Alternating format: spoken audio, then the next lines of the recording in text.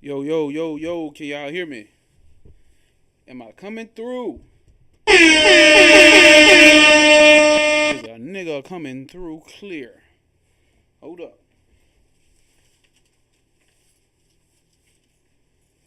Beat up the chat like mine. Beat up the chat like I had to go get some niggerly snacks. Y'all let me know if I'm coming through or not, though, y'all.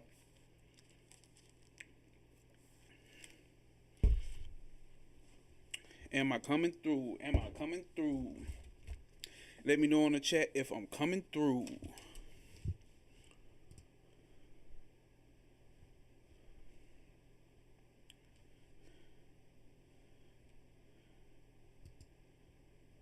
Let's see how we doing.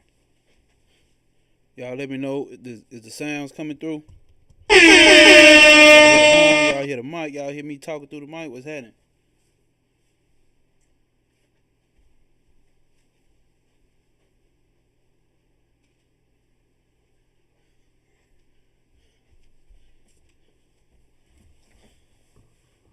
Let's see.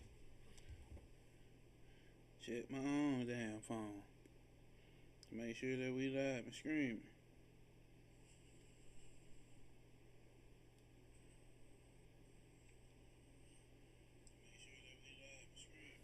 Okay.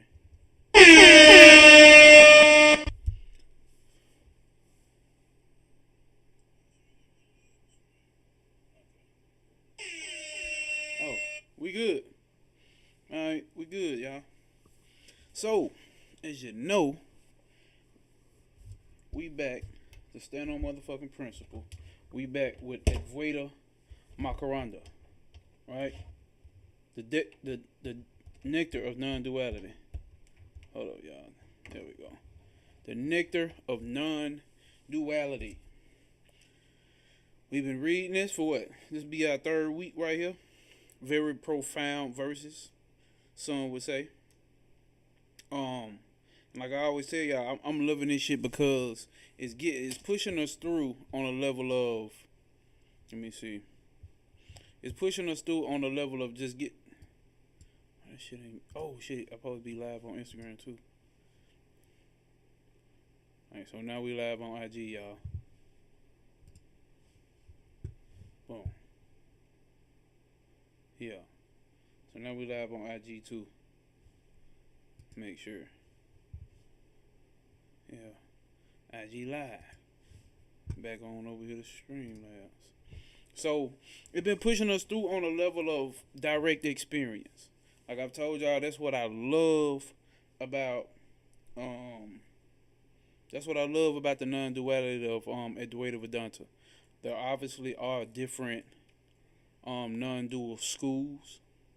Definitely a lot of non-dual schools, but choose your picking. Or maybe you don't like neither one of them. I can't control that. But I like the fact that it gives us direct experience, right? Give us that. It points us back to our firsthand experience without going outside to like, okay, I need to understand this God first before I have an experience. I need to do this ritual first before I have this realization or this experience, or I need to manifest this before I have this experience. No, right now today, with your daily experience that you have every day, and not just you as a spiritual person who's went through spiritual shit and everybody else out there ain't been through no spiritual shit. No, this is the direct experience of every human being, every being, animal, all them on this goddamn plane. Waking, dreaming, and deep sleep. That's what we're getting into tonight. The three states of the mind. Or the three states of your direct experiences that everybody fucking has. Peace, Sadi. Peace, Sadi. As I said, y'all, I'm a little late because nigga had to go get some nigga snacks.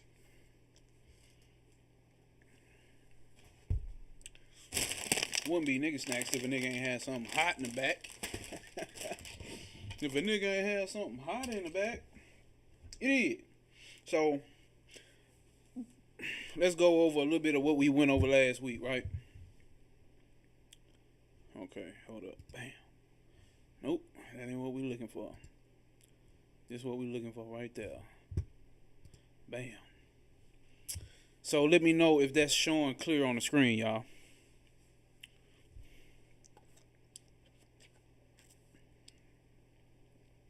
Can y'all read that on the screen? Can y'all read that shit on the screen? If not, I just do my best to read it to y'all. That's the study guide for chapters 5 through 9. Let me know if y'all can read that. If not, we can honestly go on and jump straight into it. Let me know how this looking on y'all screen.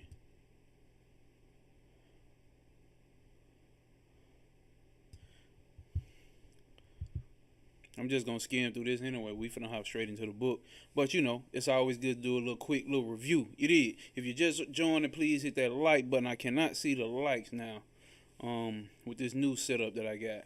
So if you just joined, please hit that like button. Hit that like button. He said it's good for me. Say less. So, study guide for first verses 5 through 9. Remember, Advaita Makaranda means the honey of non-duality. Ad means none. Veda means dual. Makaranda means nectar or honey. Right? So, on this part 2, which is the part 2 of the second, not really part 2, but verse 5, fuck it. The self cannot be known as an object. I've been giving y'all quizzes on YouTube, right? Some of y'all been taking them. And well, enough of y'all have been taking them. Damn, a lot of y'all have been taking them, quite honestly. And everybody seems to actually be getting it. That's my gauge to see, and also something to help assist you in keeping it on your mind and ask you random questions to where we don't give. Since I want to say that zero, well, zero it. Hey man, zero. Don't be giving the answers on the quiz, man, in the chat, man. You gotta let people figure it out. Because some people gonna come through, see your answer on the quiz, bro. Then they gonna like, oh, that's the answer. No, let them, you know what I'm saying? I know you didn't do that on purpose to but I'm just letting you know, bro. Let them folks figure that answer out to that question. You know what I'm saying? So it can sit with them so they can have the confidence that they know the right answer. And if they don't, I think it gives you the right answer if you choose the wrong answer, right? So, this is the path of knowledge of self. I got to keep reiterating that because there is another level of knowledge of self that a lot of us have grown up knowing, which means like know your ancestral history, know like what the European did and stole your identity and legacy and washed it away with capitalism and all of that. Okay, that's history. That's history of the mind-body complex or your cultural or your so-called race, right? That's not the exact thing of the self. So that's the lowercase self. That's what I mean to say. That's the lowercase self. So we're dealing with the lowercase self when we're talking about that level of knowledge of self. This is even beyond spirits. This is beyond God. God has no existence outside of the self. Yes, that sounds fucking crazy. But if you understand that self is pure awareness, and if you can't have awareness of God, then what God? If you don't have awareness of space, universe, and galaxies, then what universe and galaxies? If you don't have awareness of demons and whatever the fuck, then what demons and whatever the fuck, right? Alright? So, we have to get that understanding going first. Let's see, can I actually... But yeah, let's run through this, y'all. I don't want to have us right here all night. So, what did it say? So one of the verses in 5 says, the self cannot be known through the senses, nor by the mind, because it is that by which all knowing is possible. So it is, what does that say? It is knowledge itself. The self is knowledge itself. The self is knowledge itself. So think about that when you hear know thyself. It's knowledge and self is the same goddamn thing. It is the ear behind the ear. It is the eye behind the eye, which means it's that which is the source for things that can be seen or sensed to even have the power of sensing. So there would be no having sense of awareness of anything if there is no awareness. What does that mean? That means you wouldn't be able to see, talk, speak, taste, touch, smell, lick, fuck, stick, drink, smoke vapes. None of that is not possible without awareness. Alright? And remember, we always pushing it to you over here. You gotta know that the only way to know is by the five senses. The only way to know is through the five senses. You don't know shit no other way. How would you know what the book says if you don't have eyes to read? How would you know what I can hear. How would you know what the book says if you don't have eyes to hear? I mean, ears to hear. Whatever the fuck you supposed to use. Whatever. But you have to have that level. You have to have awareness first before anything can be known. So the key concept of that verse was this. What did it say? The self is the knower, not the known. The thing that is known cannot be the knower. Or the knower cannot be that thing which is known. That's why we're going back through our layers of identity. The whole body complex, the whole cultural complex, the whole ancestral complex, the whole I'm a light worker and a dark side complex, the whole whatever in between complex, on up to the God complex. And then we see that what you are is even beyond that. Is that making sense to anybody in here? That making sense to anybody? Anybody? Is that sweet, simple, and short and straight to the point? Is it? You get this shit? You get this shit?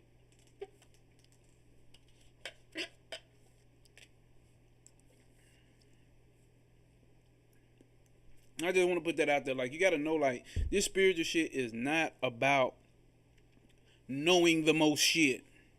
You got to understand that. It's not about knowing the most shit. It's not about having all the right words and all the big words that other people don't know type shit.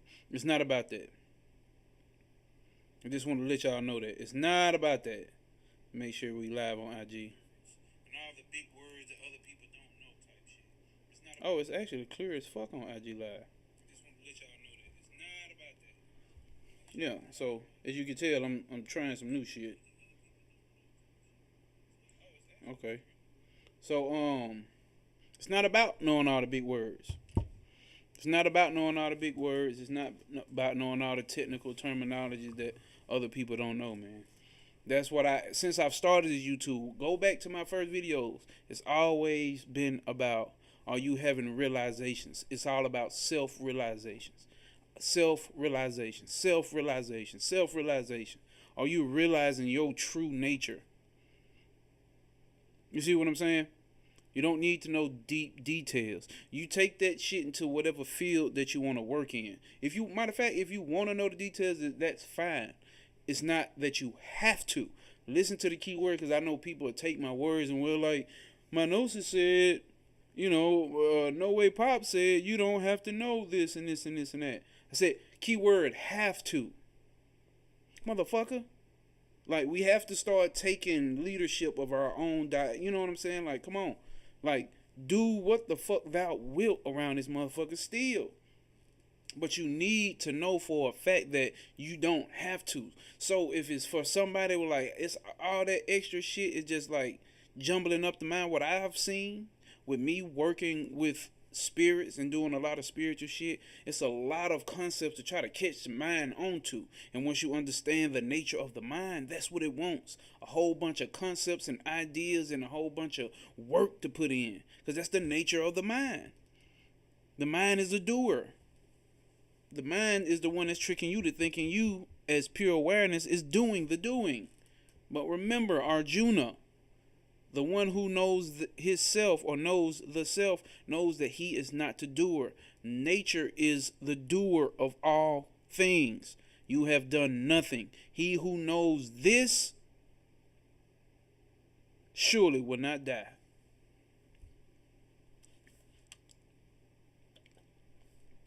Or some shit like that. But definitely that. So coming into that realization is what this shit is about. Now, me playing around with occultism and all that shit the whole time, I love it. I loved it. I know my mind loves it. You know what I'm saying? It's concepts and shit to play around with. But I'm aware that it's something to play around with. Just like the regular shit out here in life. Getting some money and, you know what I'm saying, paying some bills and having disagreements and then having agreements. And all this shit is that. It's nothing but the self. Eating some nice food and having a vape and getting some snacks is nothing but that. And it's hard because we have a strong body-mind complex. It's not like you need to walk around the world and I'm detached from everything because I'm pure awareness consciousness. You don't get it. You still don't get it. You need to take your ass back and sit with it. You ain't sit with it long enough if you thinking this is what this shit is about. Because the first step is nati. The first step is I'm not this and I am not this and I am not this. That's the first step. That's to get the person to sever its connection, its strong emotional attachment to the body and mind complex. And once you're done with that, what's the next step? I'm all of this. I'm all of this. Come on, man. I'm all of this. I'm not a little bit of piece of God. I am. As a matter of fact, God has no existence outside of me. God depends on me. Yeah. God depends on me, brothers and sisters. All the gods and demons depend on you. Is that coming through clear? Somebody let me know something. All that bullshit ain't got shit to do with the goddamn soul.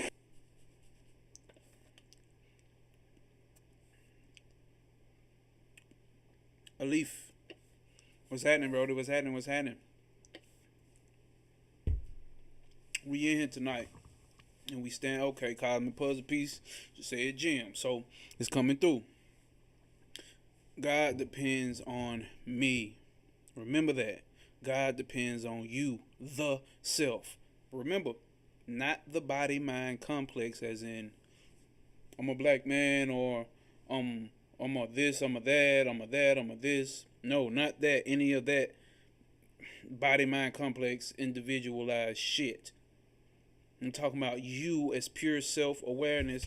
God fucking depends on you. Because all that other shit, all that bullshit ain't got shit to do with the goddamn soul. Ain't got nothing to do with it, dog. So we in here. All right, let's continue. 757 land. What's happening? Appreciate you for stopping through. Let's continue. We're going to get through these as fast as possible, okay? Verse 6. Oh, no, we didn't realize it, okay? You can see the tree. You can feel a thought. But you cannot see the self. Because the self is what makes seeing possible. The self is like the eye that sees all, but never sees itself. So it's a trick. Remember when we say know thyself? You don't really know thyself. You don't really get to know thyself, because thyself is knowing itself. Just pure knowing itself. That's what the self is. It is pure knowing. You don't get to know it. You just get become it. You just be it. It's isness. I amness. It's what Sri Mirage like to call it. I amness. Rafe 636. What's happening, Captain? So you don't really get to know thyself. So when anybody talking about know thyself and they get to talking about, well, yeah, because my ancestors was it, then you know they're talking about objects. You see what I'm saying? Awareness is always the subject, never the object. What's an object? Anything that's not awareness.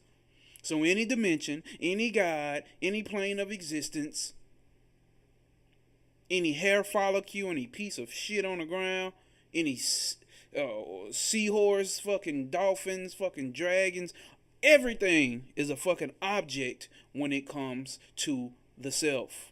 Remember that. You the subject, never the object. You the suspect, never the victim. You have never been victimized, my brothers and sisters. All right. So we ain't got to go through that. The self reveals everything else, but nothing reveals the self, right? Nothing reveals the self. And it's Savyam Prakasha. Prakasha. I can't say that. Y'all know it ain't our language, so shit, it's hard to pronounce. But that means self-revealing light. Just like the sun, right? So we talking about just like the sun. The sun is self-revealing. What do you put on the sun? What type of light do you have to put on the sun to reveal the sun? So why do you think the Egyptians always used Amin-Ra or Amin? Really, but that's a whole nother story. I did that in the whole Dark Veil Lifted video where I broke all that shit down. Which is what I think a whole bunch of Egyptian folks missed. You see what I'm saying? We went through that already. We ran through that. But why do you think the sun is used? Why do you think the name of the game has always been enlightenment? Because the light is in.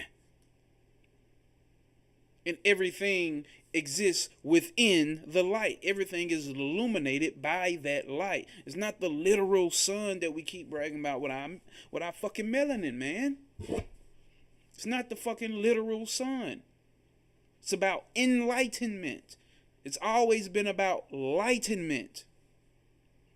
Self-luminous. The self-luminous one. It's always been about that. It's always been about that.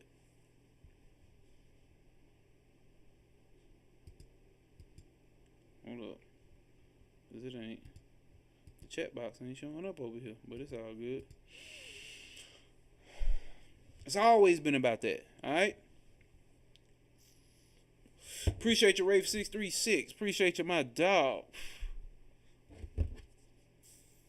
We about to get into this shit. Y'all. Not long. We finna finish up verse 6, verse 7. We really just running through it. So you need light to see objects, but the light doesn't need light to shine. That's you, my nigga. Likewise, awareness reveals all things, but doesn't need anything to reveal it.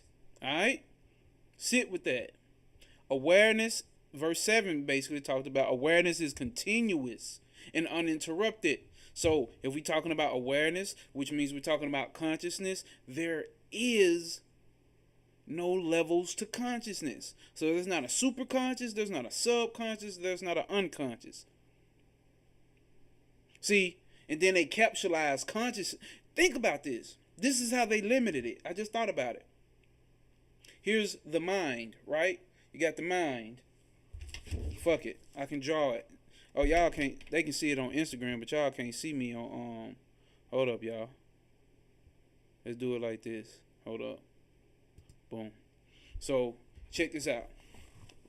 Here's the fucking mind. Nope. This is my other thing where I'm taking notes in. Shit, I don't want to lose it, but I won't. So this is how they do it. The conscious mind. The subconscious mind. The unconscious mind. So what they're saying is this. Here's the mind. Right? There's the mind. Excuse my terrible hand penmanship.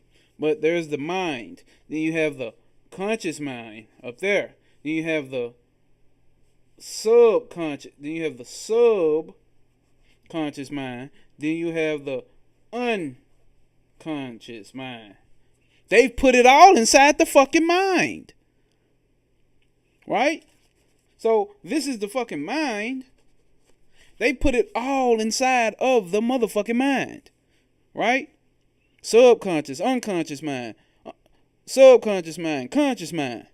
No. It's supposed to be like this. The outside is consciousness. You see that outside? That's consciousness. The inside, that's the mind. Everything is an object to, everything here in the mind is an object to the bigger circle, the outside. Consciousness itself, the self. They've entrapped that's why it's hard for us to understand consciousness. Because they've labeled it as an aspect of the mind. It's not the mind. It's an object to the mind. All right? So we can say the front mind, then the sub mind, then the unalert mind. You know what I'm saying? To be quite correct, but obviously it's hard to talk like that. So, you know what I'm saying? But all we just need to do is raise awareness that the mind is inside of consciousness. All right? Let me see here. So if you're on IG, you need to come to YouTube, My Gnosis. If you're on IG, you need to come to YouTube, aka My Gnosis. That's MYGNOSIS. I be forgetting how to spell my own shit. So let's get back to this. With visual, it's easy to comprehend. I know I understand why the mind is always attached to itself. Okay, so we might have to start doing a lot of visuals as well. Because I know that, because that's how it works for me as well. So it says, verse 7, the self is always present, whether the body is awake, dreaming, or asleep. That's what we're about to go to tonight. So I'm going to start right here, because this is where we're about to go to tonight. All right? Whether the body is awake, dreaming, or asleep. So when you're in your sleep, you're not unconscious. You're still conscious. You're still aware. Other than that, you wouldn't be able to wake up and say, oh, shit, I don't remember nothing. But I know wherever I was at, I remember that I don't remember nothing. In deep sleep, right? You remember, I was in deep sleep. I ain't had no dreams last night. How you know you ain't had no dreams last night? So you was aware the whole goddamn time. All right? Let's see. Waking, so the waking body, in the waking, the body and the world are seen, right? So when you're awake, walking through life on a, hey, roll your goddamn boat gently down the goddamn street. The world and the body are seen. Then you get into the dreaming, then the body vanishes, but still you experience. And then you get into deep sleep. There are no objects, no thoughts, but still you remain. The self remains. Remember, we ran through that whole practice. We ran through that whole fucking practice on the Dark Veil Lifted video. It's a 3-part practice. It's a 3-part practice. Very fucking profound. But very fucking simple. Very fucking simple. Alright? So, and also to remember, understand, deep sleep is the same state that people are trying to get to when they go into samadhi. Oh shit. I'm over here touching shit. Damn, y'all. Is the screen still showing? Is the screen? Fuck, man.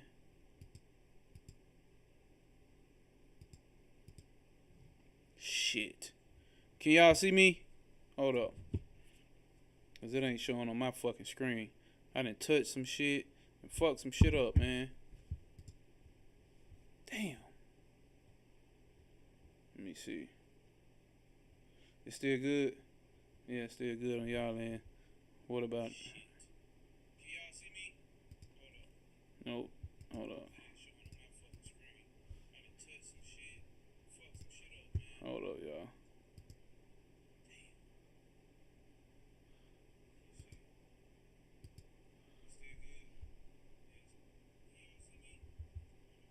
Alright. So, I just won't be able to see me. I had to pull up the shit on my goddamn phone.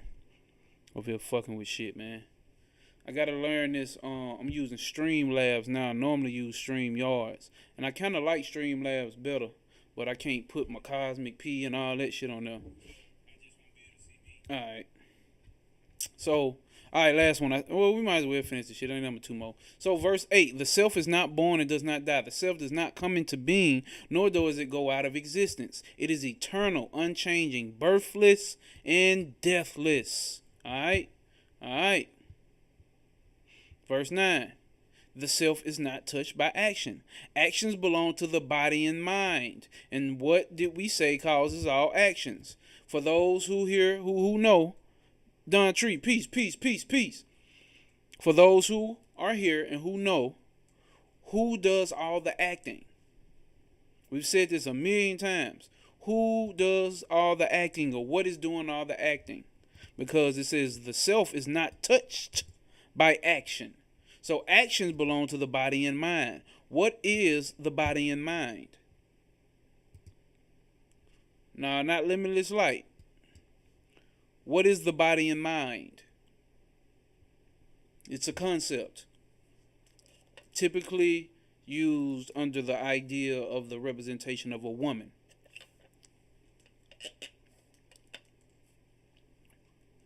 We call this mother.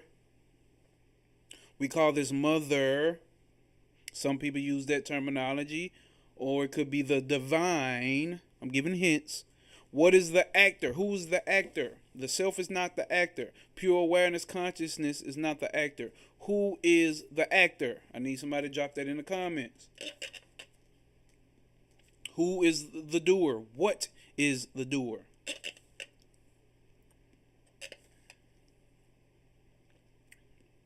Where y'all at with it?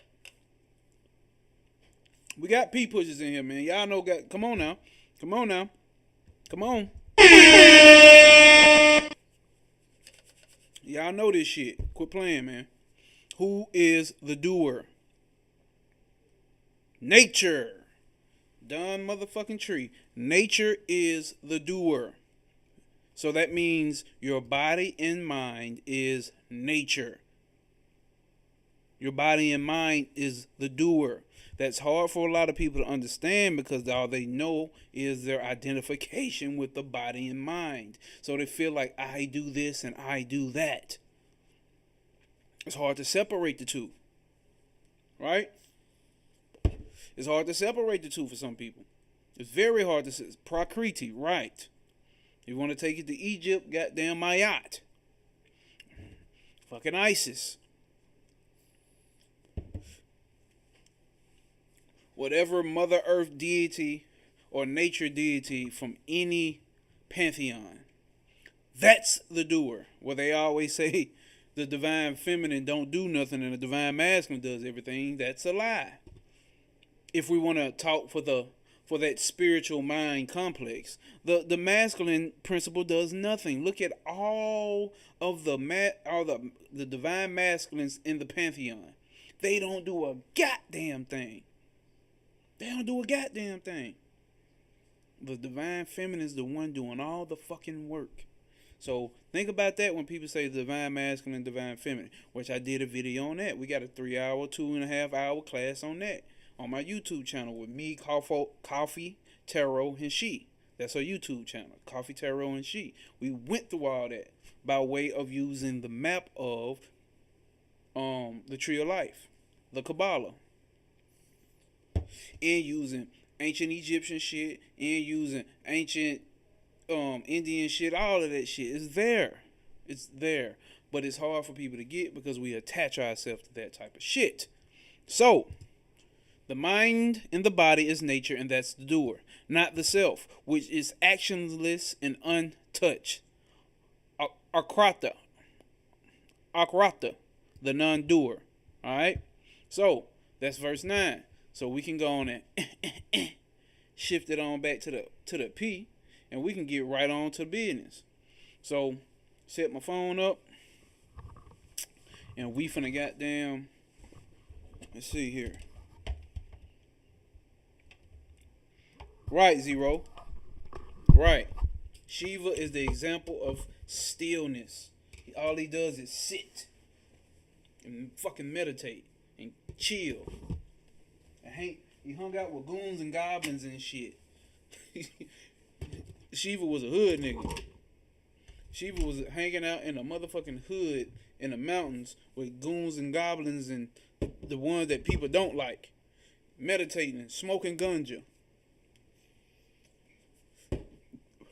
Until he met his woman. Till his woman came around, boy, he got down to business. You know what I'm saying? and still didn't do shit. It really, it was Shakti that was doing the doing, not Shiva. Now let's see. So we're gonna turn that off, which means you gotta see me. But okay, how do I do this shit? Now, y'all gotta be patient with me because I'm sending. Okay, hold up. Because I gotta learn how to collab cam. Okay, start collab cam. Generate new link. Copy. Send it to my phone. Boom. Send it to myself. Boom. That come through to self. Send that to the body mind complex. And once we send it to the body mind complex, we get the camera, get allow. Boom.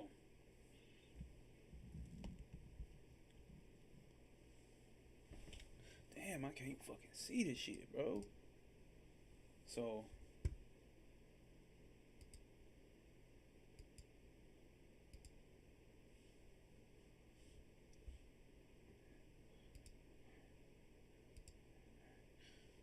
hold up, y'all. And then an extra cam, collab cam. Damn, it don't even look like the collab cam is showing up. Hold up.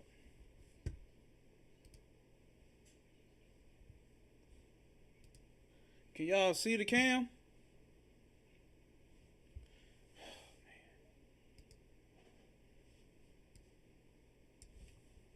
God damn, man. How do you... I had this shit earlier, y'all.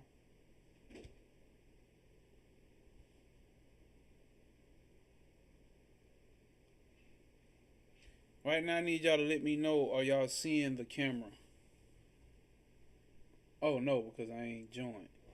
Of course you can't fucking see the camera.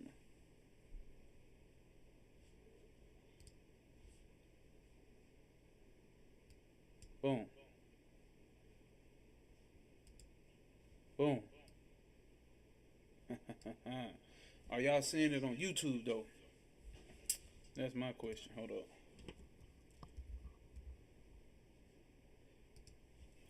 I need to put it up on the goddamn TV. That way I ain't got to keep going from here to there.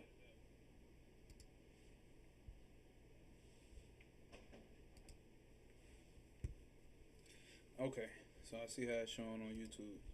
So let me fix this shit.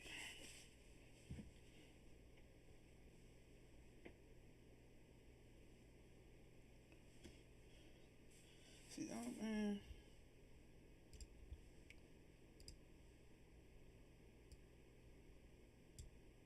There you go. So now I can see better.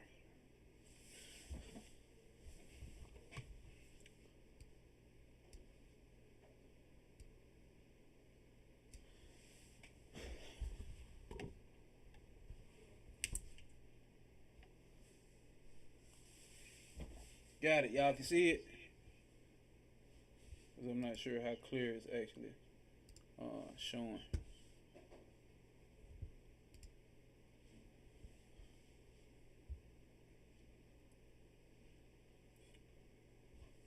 So that don't look like it's lining up though.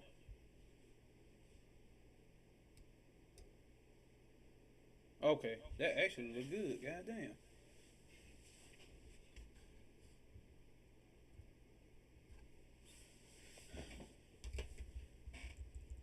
So let's see. Gotta pull up on YouTube and see. Make sure.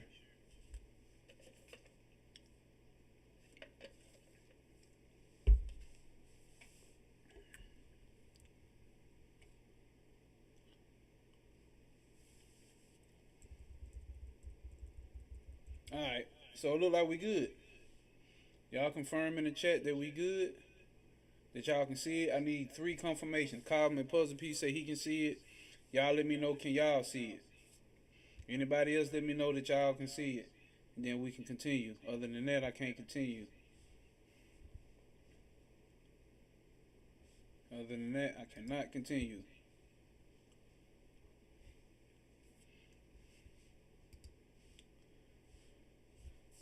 What's happening?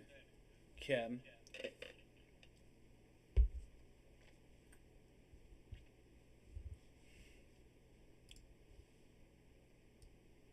Okay. We got three. We got three. Alright. So let's get into verse motherfucking 10. Matter of fact, we don't even go straight into verse 10. We actually about to have some dialogue that he wants to break down about. Hold on, let's make sure.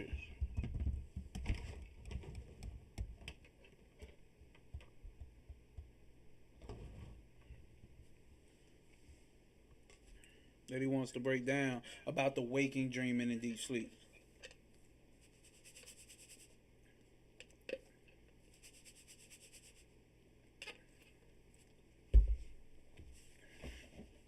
Oh, damn, Zero had a question. He said, but my question is if feminine is negative and chaos is not the same as the three negative veils. It is. It's the exact same. But don't get it twisted, because you can go through certain systems and want to say that it's feminine and one can say that it's masculine. But as you can see, there is no separation between Shiva and Shakti. You see what I'm saying? Hold up. Gotta put my phone on Do Not Disturb. And that's why I say we can get lost in concepts, right? That right there will get us. I need to turn the volume down. Fucking phone. Hello? Yeah. It's probably double speaking because I had the mic on. So that's why I say we can get lost in concepts. We can definitely get lost in concepts with the masculine and feminine thing. So I would even ignore that because there's literally no difference. Masculine and feminine is the thing that the human being had to come up with to make a separation between, okay, this is this and that is that. Ultimately, obviously we see the bodies are there's a difference in the body, but I'm talking about on that scale. That's why I say, did God create man or did man create God? Why do you think all the gods look humanoid?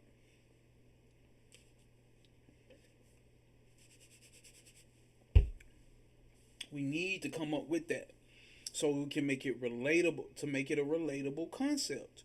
That's it. It's not wrong, but it needs to be a relatable concept. We look at the woman. The woman takes the sperm in. She takes the sperm in to birth a child. And ultimately that child gets placed into a form and function, and ultimately gets a name, right? And ultimately at the end it has to die. And then the same thing, then that child, before it dies, it has a child. You see what I'm saying? So, using those principles, using those concepts to break down the ultimate concept. That the negative existence, or the three veils, or Ain Sof and Ain Sofar, or chaos, takes everything in.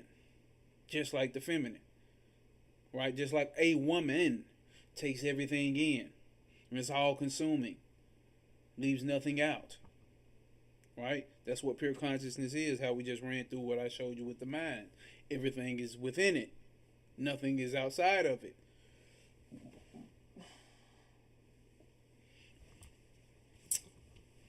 So when you switch systems, you can get something totally different.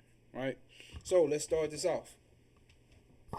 Make sure I ain't got shit in my way. Let's get these headphones out the way. Just in case I need my charger. Put that over here. Right now we're on 72%. Okay, we should be good. Let's see. We should be good.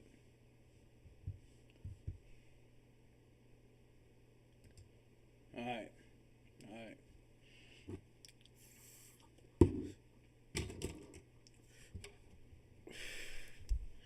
So now we come to verses 10 through 12, which deal with the three states of consciousness, right? Waking, dreaming, and deep sleep. Therefore, let us discuss these three states as the background of understanding the verse. Oh, shit.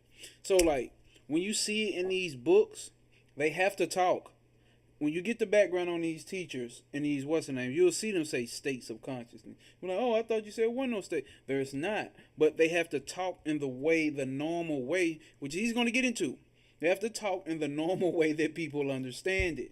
You see what I'm saying? So I can't first say, oh, ain't no states of consciousness, and then it's really the states of mind. And let's speak to the people at the level of understanding they already have. It's what's happening here. But he'll get into that.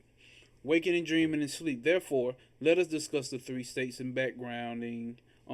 Three states as background as background for understanding the verses. So he's about to give us a background to even understand the verse. That's how loaded these verses actually be with gems. The Upanishadic seers in the ensuing Vedanta tradition were much interested in sleep and dream. Right? Right? Hopefully. And sleep and dream. And hold on, what the fuck? They were very interested in sleep and dream. They were not interested, however, in the contents of the dreams. So they wasn't about decoding dreams. Like, oh, what does this dream mean? They wasn't on that. They wouldn't, even though I do that, and we do that. Hold up. Damn.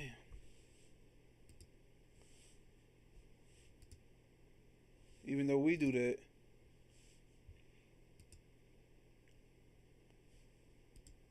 We do that, which is cool. We can do that. But the real case here is,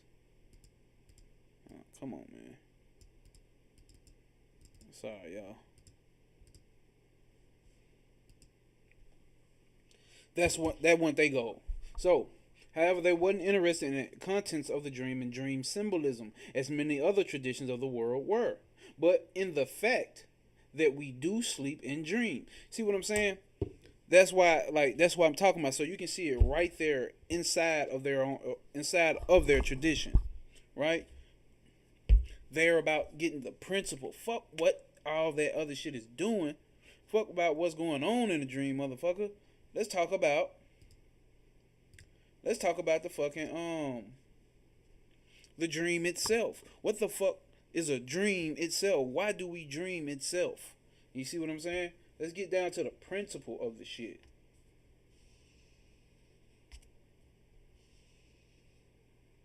But the fact that we do sleep and dream, this is they were interested in the metaphysical truths revealed by the fact of the states themselves, for the purpose of their analysis, which were different from the modern sleep researchers. They divided sleep into two states, dreaming and deep sleep. That's important.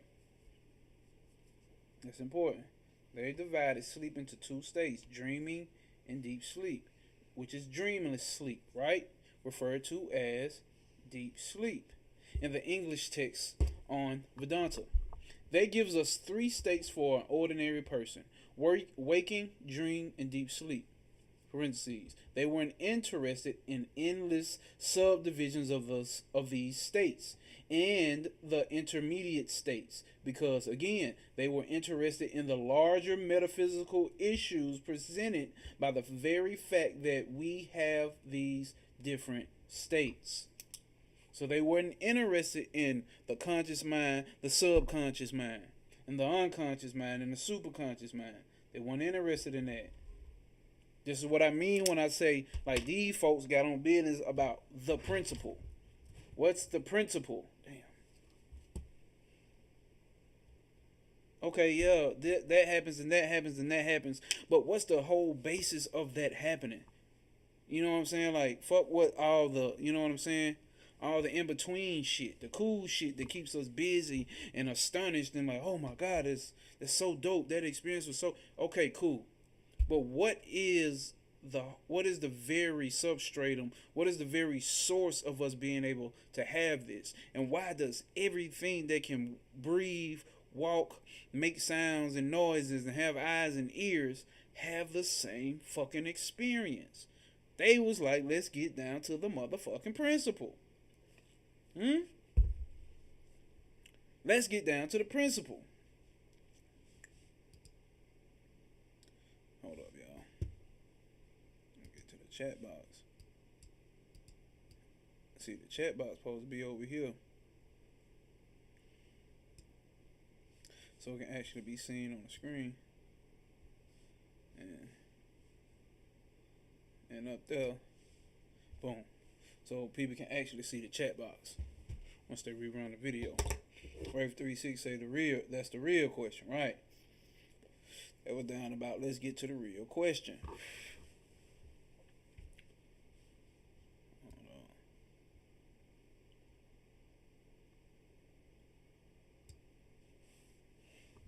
So, it says, I am living and acting within the waking state until I get tired and lay down for the night. Then I go to sleep, and then the waking world disappears completely. Awareness of the body, of the waking personality, and of the surrounding world all disappear. All of that shit you identify with when you go to sleep disappears. I begin to dream with a dream body and a dream personality. Don't you niggas be flying in your dreams? Anything like me, don't you be flying? You know goddamn well you ain't over here flying. But when you get in that dream, your ass get to having superpowers and shooting lasers and shit and shooting motherfuckers up and getting shot and stabbed up by other motherfuckers. So when you go to sleep, you get a whole new... I begin a dream. I begin a dream with my body, with my dream body, and a whole different dream personality. Now, what does it say? Some elements shared with my waking personality and some different. What are you finna say right there? The laws of physics are different. Sometimes I can fly or breathe underwater. I meet people I've never seen before, and they take me perhaps to meet their grandmother, who has her own personal history that she tells me. When I wake from the dream, I find that that dream was nonsensical. But I only discover its nonsensical nature by comparing the dream to the waking state. Don't let that go over your head. Because that's a key factor. If you understand already, you already know what that is going to lead to. You know, you say it's just a dream and it ain't real because when you wake up over here, you say this is real. But when you're in the dream, wouldn't you be saying that this over here is not real? Huh. Okay. In the dream itself, it all makes sense. Then I go from dreaming into deep, dreamless sleep. What happens for y'all that was there for the dark veil lifted, you know. There are no thoughts. Now check this out. The mind is nothing but thoughts. That's it. The mind is nothing but a whole bunch of thoughts. So when you get into deep sleep, there are no thoughts. There are no objects, no world, no thinking. No thinking mind. Hold up, y'all. Hold up, y'all. Hold up, y'all. There's no thinking mind when you get into deep sleep. So I am not the body and not the mind. You already get to go into that state of samadhi-like state once your ass go into deep sleep. Everybody does it. So that meditation you trying to get to where you have no thoughts and have a clear mind, that's it. You done cleared the mind in deep sleep. No personality. No personality, no divine masculine, no divine feminine, no dark side, no light side, no I'm a God, none of that. That's how you know it's not real. Because it's not consistent. It has to be consistent if it's real, y'all. You got to understand that. None of those gods, none of those spirits, none of those concepts, no divine feminine, no divine masculine, no I'm a man, no I'm a woman, no I'm a boss nigga, I'm a boss bitch. None of that shit exists when you inside a deep sleep state. So that can't be real. It's not consistent because All that bullshit ain't got shit to do with the goddamn soul. it ain't got shit to do with the soul. That's all mind. there is just absence. Just the perception of nothing. Alright? Not even the sense of a perceiver who perceives nothing. Listen, not even a sense of a perceiver who perceives nothing. Sit with that.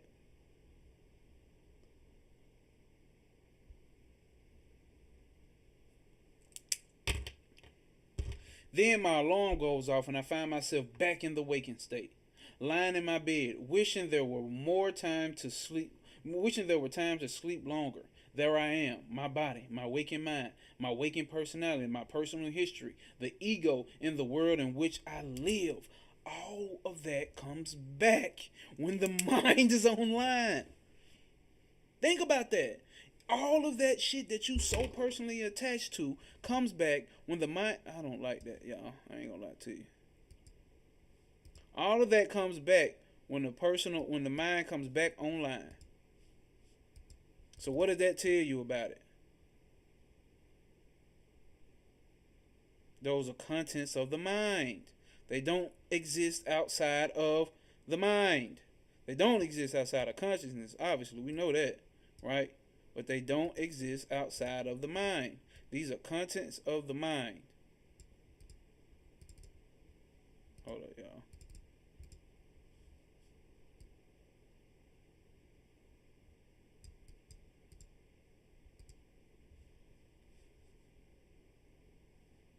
It is shit, literally. It won't be able to show up on the screen no more. God damn it. I don't know what the fuck to do with it. There you go. Okay. Now they show it.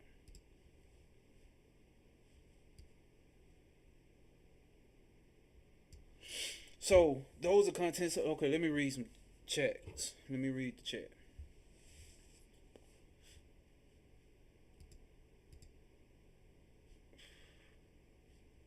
The chat say, hold up, refresh it.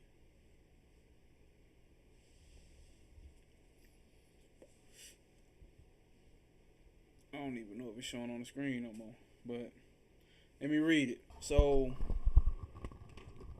Wave 3, oh damn, I missed a lot of shit. Get past the entertaining part and get to the real question and groundwork. Facts. You say completely disappear. Wave 3 said that part.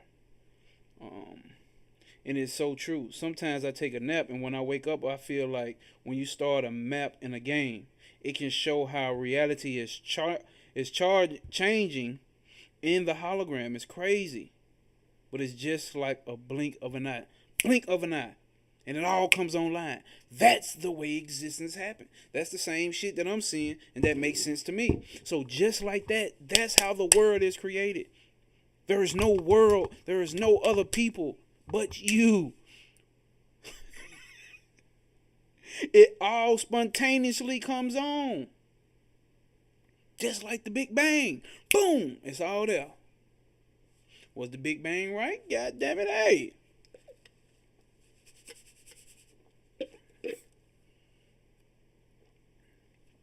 Because that's the experience. Soon as you go to sleep, boom, the dream just pops up. Soon as you go to sleep, the dream just pop up. Soon as you go to sleep, all this shit just boom is there. The table, the chair, the goddamn TV, you know what I'm saying? Your grandmama, your cousin, your girlfriend, your brother, just pops up simultaneously, bro. That's what this existence is. That's what this word is. Spontaneously pops up. And what's the source? The self. Because none of this can happen if you can't, if you're not aware of it. And what do we find out? Awareness is the only thing that's continuous.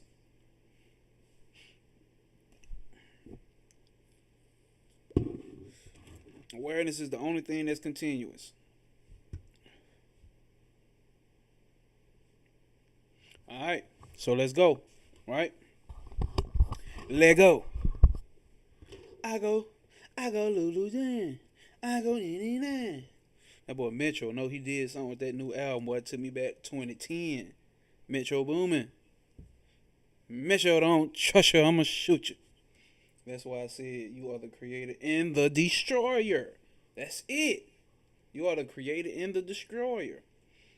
Zero said yes, because if I were not aware of it, then it's like a deep sleep. There is nothing. No fucking thing, y'all. Come on, my people getting it. You get this shit?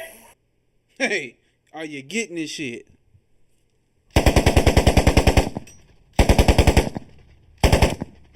Stand on pre or lay the fuck down. Stand on P or lay the fuck down, gang. Stand on principle. Alright, let's go.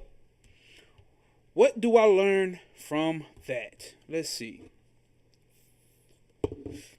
That the waking state is also a state. If it's a state, states change, right? States are not consistent. So the everyday life that we claim as human beings that's real, it's not consistent. It can't be real. It's not fucking consistent. Because states change. States were formed. You think Tennessee used to always be called Tennessee? Think America used to always be called America? Think it was always 50 states? You form those. Those are formed. Alright? What did I learn from that? That the waking state is also a state. It is a perception that I have when my consciousness is in a particular condition. No, you say. That's ridiculous. The waking state is the real world. We call it a state only as a convention of language to compare it with the actual states of dreaming and deep sleep. When you fell asleep, your brain and sense organs retreated into an imaginary state produced by the brain. But your body was still right here in the waking state. And you just woke back up into reality, of which you had temporarily been forgetful. Just to prove it, next time we'll take a photo of you right here as plain as can be, asleep in your bed. And we say, no to that. You see what you're doing? You assume that the outside world is real and that it validates us and our experience. We don't trust the subjective world because it is private, subject to distorting emotional turbulence and imagination, and even to insanity. The external world, always meaning the waking state world, is the test of sanity, of rationality. He talking that shit. He talking that shit. Hold up. He talking that shit. Gang shit. Alright? We know that we are sane because the external world validates our sanity. So we using something that's so unreal to validate our fucking sanity. This shouldn't be hard for us coming from a cult culture. We understand that. Everyone says we're crazy. We're the devil worshippers. Huh? But still, we subscribe to this world as in being sane by something that is not continuous. Let's read that again. Alright? Let's see. I'm missing some comments. Okay. Zero said, I think the last step in meditation is awareness. Awareness of itself. And then it dissolves itself to recognize itself as what always be. He said, fine. So, let's go. We know that we are sane because the external world validates our sanity. We know that we are thinking correctly because society tells us so. And so, European thought has always told you, come on, Panic told you, take back your mind, nigga. Nigga trying to take back the land. We're inside land. Take back your mind first. And then you see that the mind is not even yours. Or the mind is yours and the mind is not you.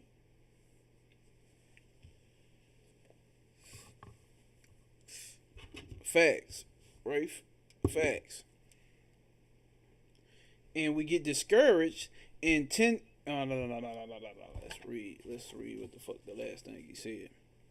And so European thought has always discouraged any tendency towards solipsism. Hey, it used to be a dude that came on here and talked about solipsism.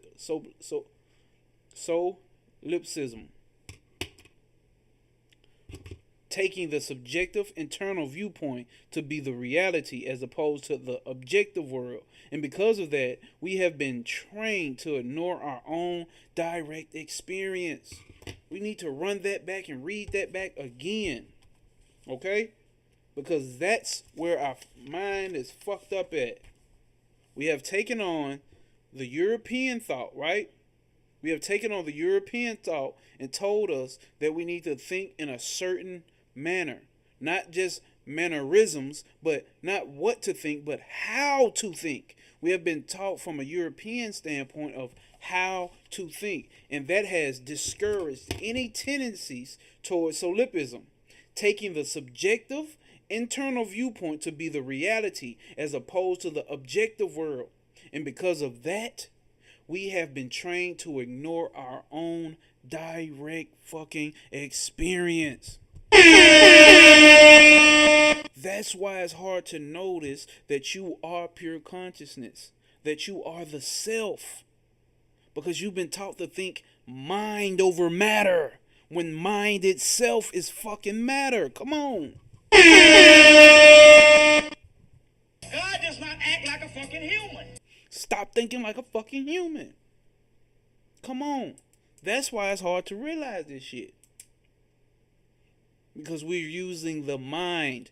We're not using our subjective direct experience. That's what I keep telling y'all about this non-dualism. It's not about coming through and understanding working with a whole bunch of guys and moving through a whole bunch of steps and this and this and that. Direct experience. Nothing that we've talked about has been outside of direct experience.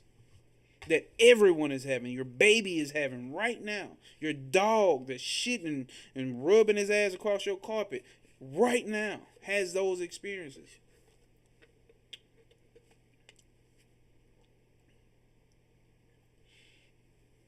We've been taught to ignore our subjective direct experience. Well, my friends, I say no more. No more.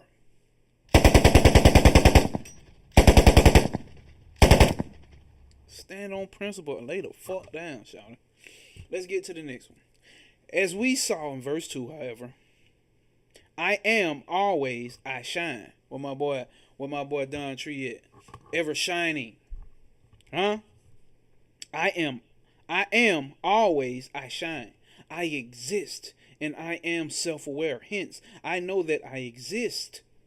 I could doubt. Listen, I could doubt. This is the only thing that you fucking know, really, is that you fucking exist.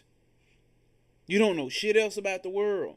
See, we pretend in our mind that everybody's walking around pretending they know everything about the world and this and this and that. Numbers this and money that and women this and men that. And nobody knows shit about they self.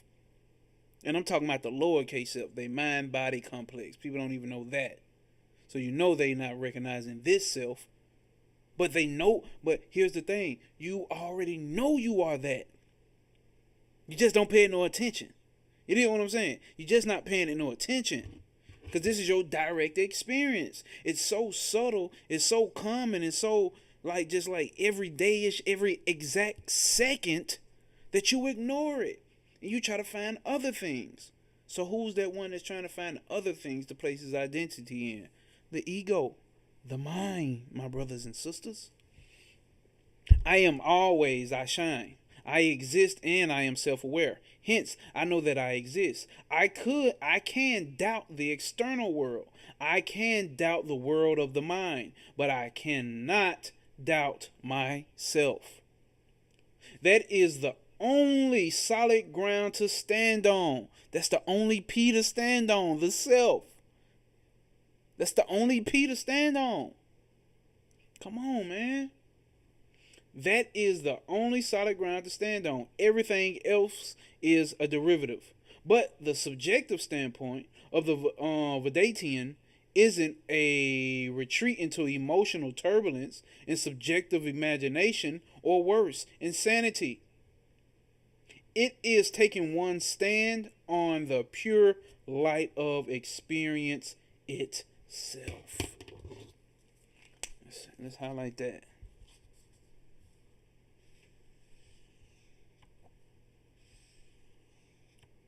So they ain't trying to take it to emotional turbulence and goddamn imagination, and no. Stand on the pure light of experience itself. That is a pure light of awareness above the mind and emotions in their vagaries. Not only are we standing on, bro, look at all this standing on P shit they dropping up in this motherfucker. Oh, that's it. That's right, Don Tree. Eternally I shine. What the fuck? Eternally I shine. Come on. Not only are we standing on solid ground by identifying with the self, what I keep telling y'all, the identity, only thing this is teaching you, only thing this Cosmic P is saying, switch your identity. Move your identity. We've moved our identities plenty of times. When you was a child, you identified as a whiny baby. Some of you maybe not. When you grew up into a teenager, you grew up and started identifying as something else. You grew into a young adult, you started identifying with something else. Came into the spiritual shit, and identified with something else. It's not hard. But here's the thing. It's not telling you to identify with anything outside of yourself. So that should be easier, right? It's harder. Simpler, but harder.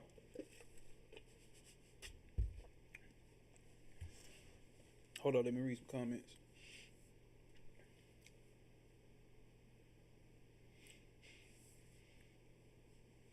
Okay, Ray Producer said, real talk. And I embrace it all when society tries to put a label on me. Why the fuck not? Facts. Why the fuck not? Because I am all of this shit. Facts. And none of this shit at the same goddamn time. My boy? Colin Puzzle P said, this shit is so deep. All I can do is laugh. States change. Talk that talk. That part. Zero say, damn, so true. We use matter to search something that matter can't grasp. We're using mind to look, right? Because the mind is matter, right? So we're using the mind to try to grasp something that we're using matter, which is the mind, to grasp something that matter can't grasp. It's like trying to eat soup with a knife. Facts, bro. Facts. The revolution begins with yourself. Facts. It's so very second. It's so every second that we ignore it. Facts, Cosmic Puzzle Piece. It's so, bro. It's hard to describe it. That's why they be having like this. These are some real detail. These are some real motherfuckers. Because you think about how you got to describe this shit. And then ultimately you get the Upanishads. You get these gurus of non-duality and all this. And when they describe it, you figure out like even what they're fucking describing is still not it. It's really undescribable. But we got to give the mind something. We got to give the mind that gate so the lion of 888 can finally come through the gate. So when you open up a gate, the gate itself is not the destination. It's what the gate is guarding, which is the real destination. And the gate does not give you the gate is not going to give you details about what the actual place you're going to is. It's just a fucking gate. Gems?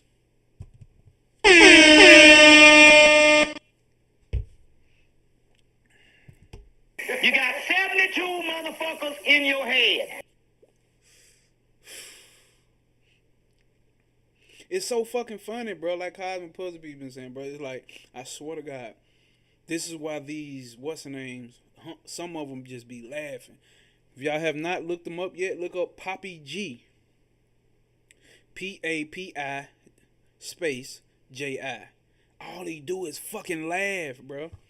Saying profound shit. He just be. That's why I'm childish, bro. Like, it's actually fucking funny, bro. We playing ourselves. What I told y'all the other day, we playing ourselves. I'm the self showing up as you. So when I meet you, talking to you and thinking like, damn, that's what's up. I fuck with you. You a good person. You a real person. Or, damn, I can't stand you. I don't like you. You nasty motherfucker. You a bitch and you talk about me behind my back. We playing a game. It's nothing but us. It's nothing but you yourself. This universe literally comes online like a snap, spontaneously. Just like when you go into the dream world. Just like when you wake up out the dream goddamn world. It's the same shit. This is what he's getting into. Let's get it. Hold up. Titles and labels. You can take them on and off like fucking shoes. Facts. But what happens if a motherfucker this is my favorite pair of shoes. These are the only shoes that I'm gonna wear. Or these are my good luck shoes. I'm gonna wear these shoes to get good luck. What happens? You start building an attachment to it. Cause that's really what the body is as well. Pair of shoes. It's a fucking pair of shoes. The mind hops in and out of these motherfuckers when this body dies. The mind will hop into another motherfucker. Because it want to be in a pair of shoes. It's attached to shoes. Motherfucker, they consciousness looking like you as the self looking like, motherfucker, it ain't nothing but shoes. Be done with the shit. You ain't tired of walking, motherfucker? God damn. Sit your head down somewhere, my boy.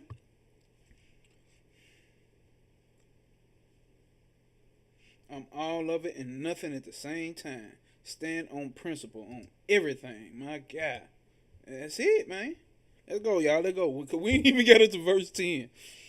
This is the precursor to verse 10. Okay.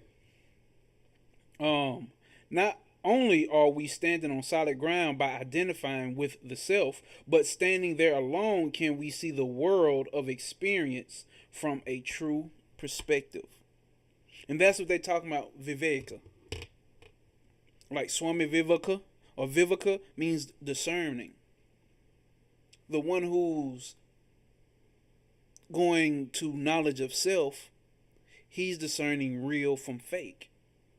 Not just talking about, oh, that's fake news, and oh, that conspiracy, oh, they really stole this from my ancestors, and they stole this, and that's fake, and this is fake, and fake lashes, and fake butts, and fake not that type of fake.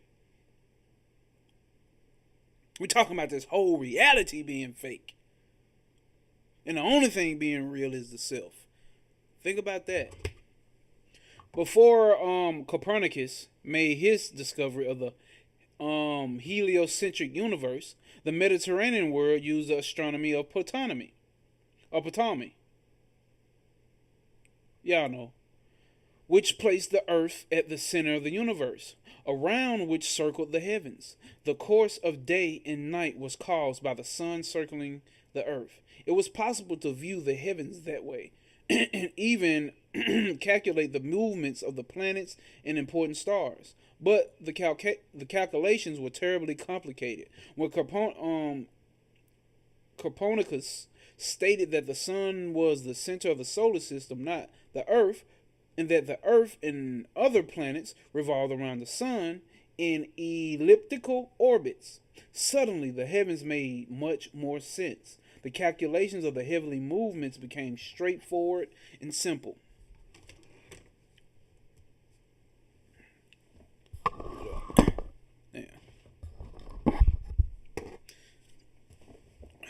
Similar to Capricornian revolution,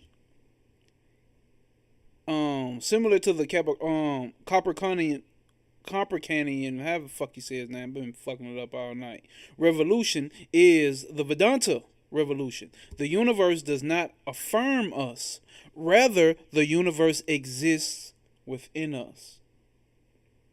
We know that, right? We affirm the sun and the moon, the stars in the galaxy, mice and men. With this change of perspective, the universe begins to make sense in a way it never did before. We found ourselves at the still point around which experience revolves. So when we get to say the universe is in us, what do you really perceive it as? Are you really thinking like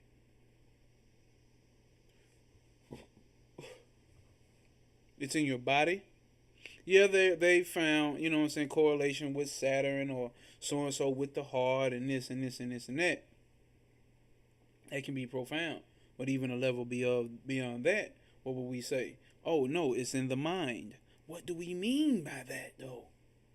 What do we mean by it's in the mind though? See, we have these subtle hints that the world is an illusion, the universe is an illusion, this reality is the illusion.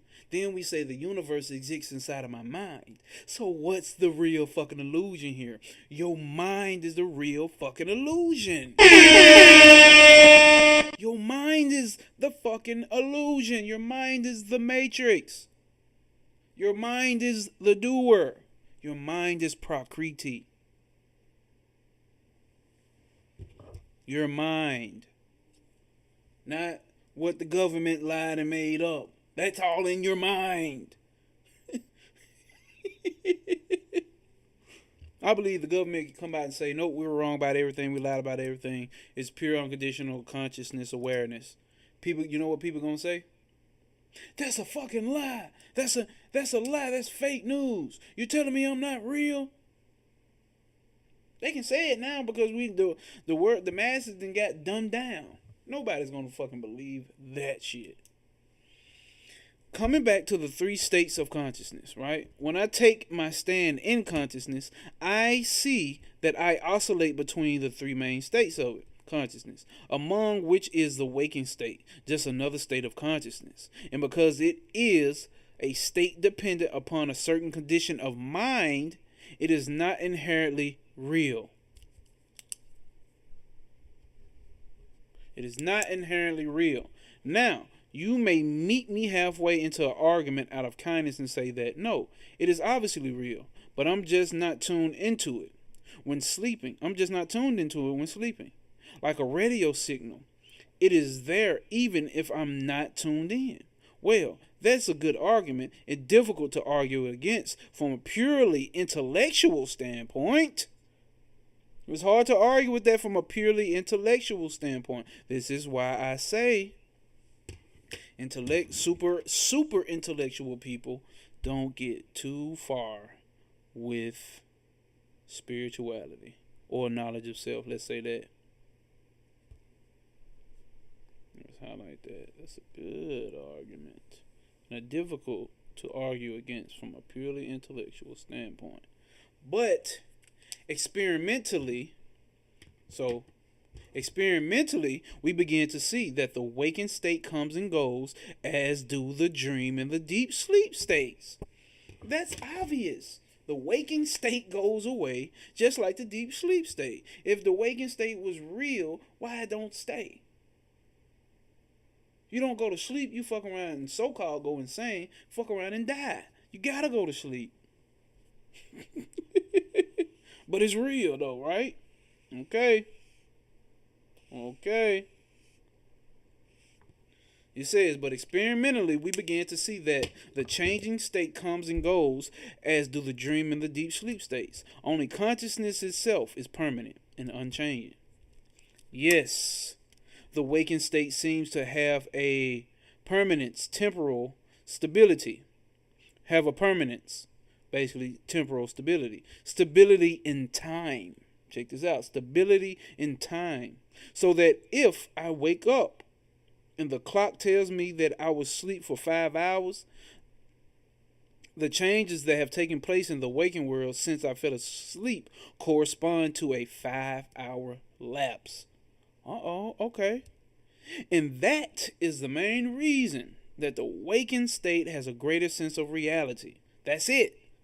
The sense of time, which we say, oh, an illusion. Time is an illusion. But that's what's okay. Construct, locked in, boxed in. But as we identify with consciousness itself, we see that that is not a satisfying definition of reality. So what am I saying? What are they saying? When you identifying with the mind, yes, you're going to say that this is the ultimate reality. That includes the astral planes. That includes the afterlife, all of that. When you identify them with the body and the mind complex, anything that you're going to be able to conceive through these states in time, because heaven is on the time, hell is on the time. Because it's a place. When it's a place, it's a fucking thing. When it's a thing, it's made up of a compound of other things that ultimately break. This heaven and this hell, shoot, too shall pass. Who said that? Jesus or something? This heaven and hell too shall pass. It's not forever.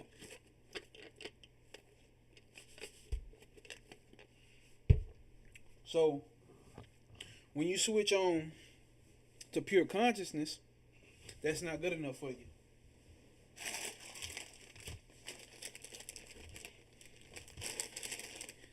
Nigga love hot chips. Let me take a bite of these hot chips.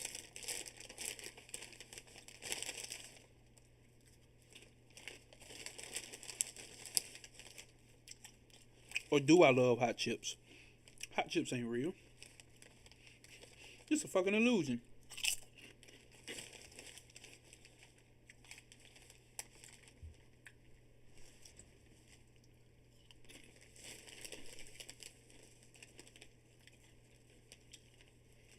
Hold up.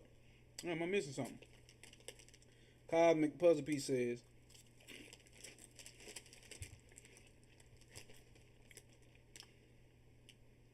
you know what? Honestly, I appreciate you for being goddamn it vulnerable, bro. That's some real stand-up shit. You know what? Cosmic Puzzle Piece says, you know what? It's honestly hard for me to remember with this knowledge in knee-jerker situations. Getting better, but definitely still working on it. What is this? That's all it takes, bro. That's all it takes. Keep working with it. Keep working on it. Just like when you came into the occult. Same shit. Same shit. Just like when you first rode a bike. Same shit. Same shit. You jerked your knee and fucked your knee up then. Riding that goddamn bike, falling on and off. Same shit. Stick with it. That's the mind trying to play a trick. So remember, you are already this. You can never forget that I am. You don't never forget that I am. You'll never forget it.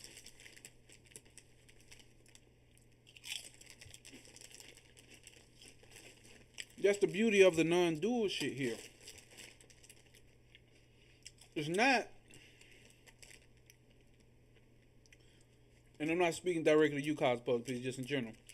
When you're dealing with dualistic systems, which means they're saying there's something right and something wrong, or this is spiritual and that's not spiritual, that's where it gets you. When you come to non-duality, none of this is right. None of this is wrong. None of this is not spiritual. All of this shit is spiritual.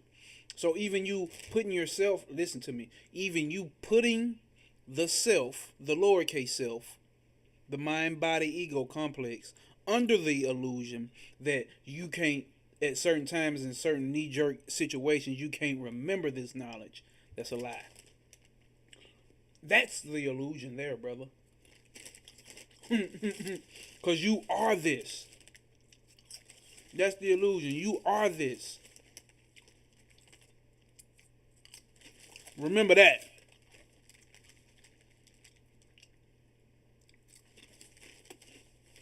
Telling y'all, bro. You are it. There's no need to, you know what I'm saying, certain shit to have me like, God damn. what was it? Pure unconditioned fuck that. The more you ponder on this shit, the more it'll come to the forefront of the mind. Empress Divine, peace, peace. Standing on motherfucking principle. We've been going hard here. Taking a little quick break with the little snacks, and we about to jump right back in. About 2 more chips.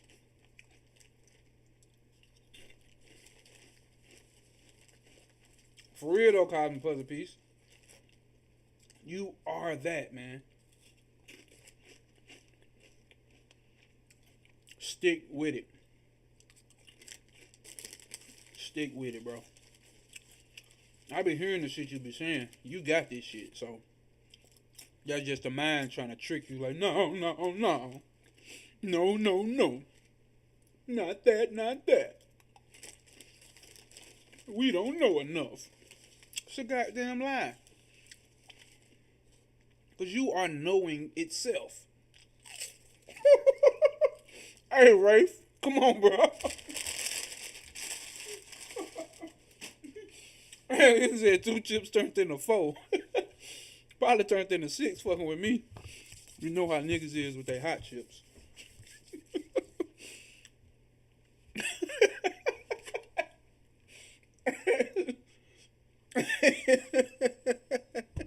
All that bullshit ain't got shit to do with the goddamn soul.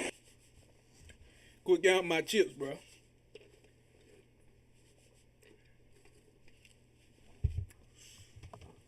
Hey, Ray put my ass on blast with that one.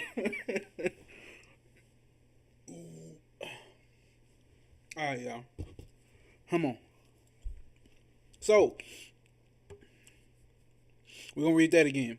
Yes, the waking state seems to have permanence or temporal stability in time. So if I wake up and the clock tells me that I was sleeping for 5 hours, the changes that have taken place in the waking world since I fell asleep correspond to 5 hour lapse. And that is the main reason that the waking state has a greater sense of reality. But as we identify with consciousness itself, we see that that is not a satisfying definition of reality. So let's go. So now it seems like he's finna get into what reality is.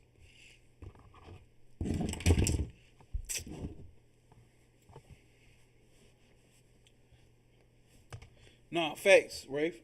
Rafe ain't Cosmic Puzzle Piece. Yeah, facts. Nah, that's real shit, Cosmic Puzzle Piece. Real shit, man. Real shit. That's why I love to do this shit, bro. Because we all calm. That's why I love especially when you ask questions. When Zero asks questions. When Rafe asks, whoever asks questions, like, you got to know you helping me too. You are me helping me, and I am you helping you. The fucking perfect fucking. I ain't gonna use that. It's perfect, bro. It's perfect, bro. It's fucking perfect. It's fucking spiritual masturbation. We just playing with ourselves. It's self-masturbation, bro. It's fucking self-masturbation. All we doing is playing with ourselves. Acting like we somebody else. So actually, nobody's fucking heterosexual. Everybody is fucking theyself. Everybody's fucking theyself, killing theyself, loving theyself, hating theyself. Fucking self-masturbation, bro. Fucking self-masturbating. Oh, you think you doing something, huh? Okay, reality is that which is undeniable. Okay, here we go. Is that showing clear? I didn't want it to be that goddamn close to my face. Get the mic out my face. Reality is that which is undeniable, irrepressible, not negatable. I negate the waking state every time I fall asleep. You hear that? You negate the waking state every time you fall asleep or every time I go into deep meditation. The waking state is gone, but nothing within me should be able to negate that which is real. Sit with that. You shouldn't be able to negate anything that's fucking real. Consciousness alone is irrepressible. Even in so-called unconscious state, consciousness is there. Here we go, y'all. Here we go. Consciousness alone is irreplaceable. Even in so-called unconscious states, consciousness is there. Even if the mind and mentation or thinking are not there. There's silent awareness of nothing. Not awareness, not non-awareness, all right? But awareness of nothing. And thus the waking state is real, what the fuck? Relativized in my own experience because it is dependent upon conditions. Pure consciousness is not. We're going to read that again. Oh, it's relativized. My bad. Okay. Let's read that again. That's key. That's the key to understanding pure consciousness right here. There's no unconscious. You're never unconscious. The self is never unconscious. When you go into deep sleep, you're not unconscious. When you're in deep sleep, you're not unaware. There's just no things, no person, place, or thing to be aware of in deep sleep.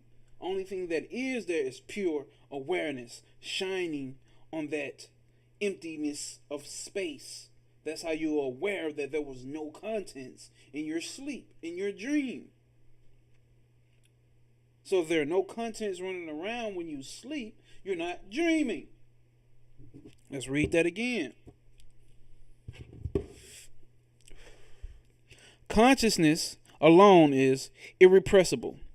Even in so-called unconscious states, consciousness is there, even if the mind and mentation or thinking are not. There's silent awareness of nothing. There's awareness of no things. There's an awareness of no things. Not non-awareness, but the awareness of nothing or no thing. And thus, the waking state is relativized in my own experience because it is dependent upon conditions. Pure consciousness is not. Okay. People object. Well, you've just chosen your own definition of reality and then deny what doesn't fit your definition. You define reality as that which can never be sublated or negated, and then say that whatever is negatable or sublatable is unreal. We don't accept your definition. That sounds like a strong argument, but when one lets the idea of reality sink in, when one begins to grasp its meaning and its implications, it takes on an obviousness that is inherently and experientially convincing. The problem in accepting the idea is its unfamiliarity. In the utter unquestioned familiarity of our own common sense view. Now, let us look close at the nature of the dreaming and deep sleep. It is easy to see the insubstantial nature and deep sleep. It is easy to see, It is easy to see the insubstantial nature, of dreams, even though occasionally we get understanding or wisdom from special dreams. But the state itself is interesting. A whole world populated with other beings and having its own laws of physics is created in the mind. and having its own laws of physics is created in the mind. We don't go to a dream world. Listen, we don't go to a dream world. It all happens in the mind. Though we may dream that we are traveling from country to country, we meet people that we've never encountered in the waking state, who have their own personal histories that they sometimes relate to us. All created in the mind. Yet while we are dreaming, it seems to be an objective world, right? Just like the real world. When I say that the dream world has its own laws of physics, one may object that there aren't any laws of physics in the dream state, just random actions that don't follow the laws of physics or physiology. Sometimes I can fly, I can breathe underwater, all sorts of impossible nonsense. But the objection is made from the waking state. In the dream state, there is no contradiction. Did y'all catch that, bro? Did y'all catch that? I can breathe underwater, I can fly, all sorts of impossible nonsense. But that objection is made from the waking state. So is you gonna go ask Diddy about Tupac? You gonna ask Tupac about Diddy?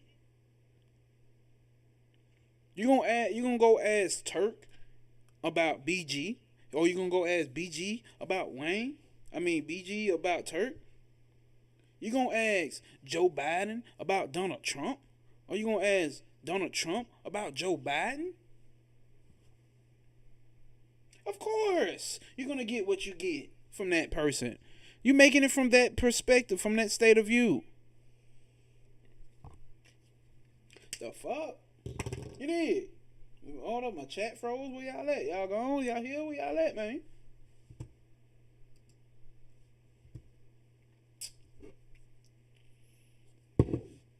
Oh, no. This happening on YouTube. Hold on. You need to come to YouTube. Because I don't see how y'all be watching. I can't watch Instagram lives. Put it in the chat. YouTube, my gnosis. My bad. Not on Twitch.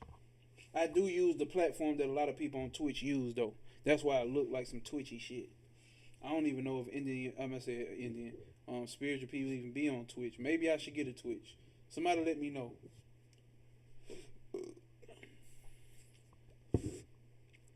So we making objections about how the dream world is not real.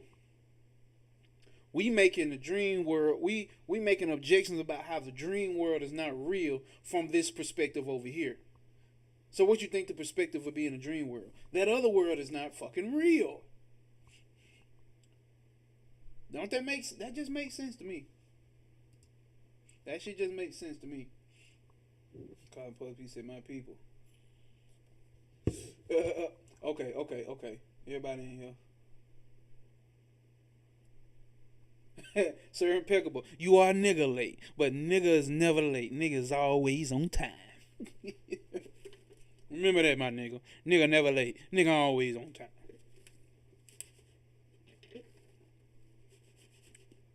Guess what? You still in the precursor to the verses 10 through 12. We ain't even got to them motherfuckers yet. So peace, my guy.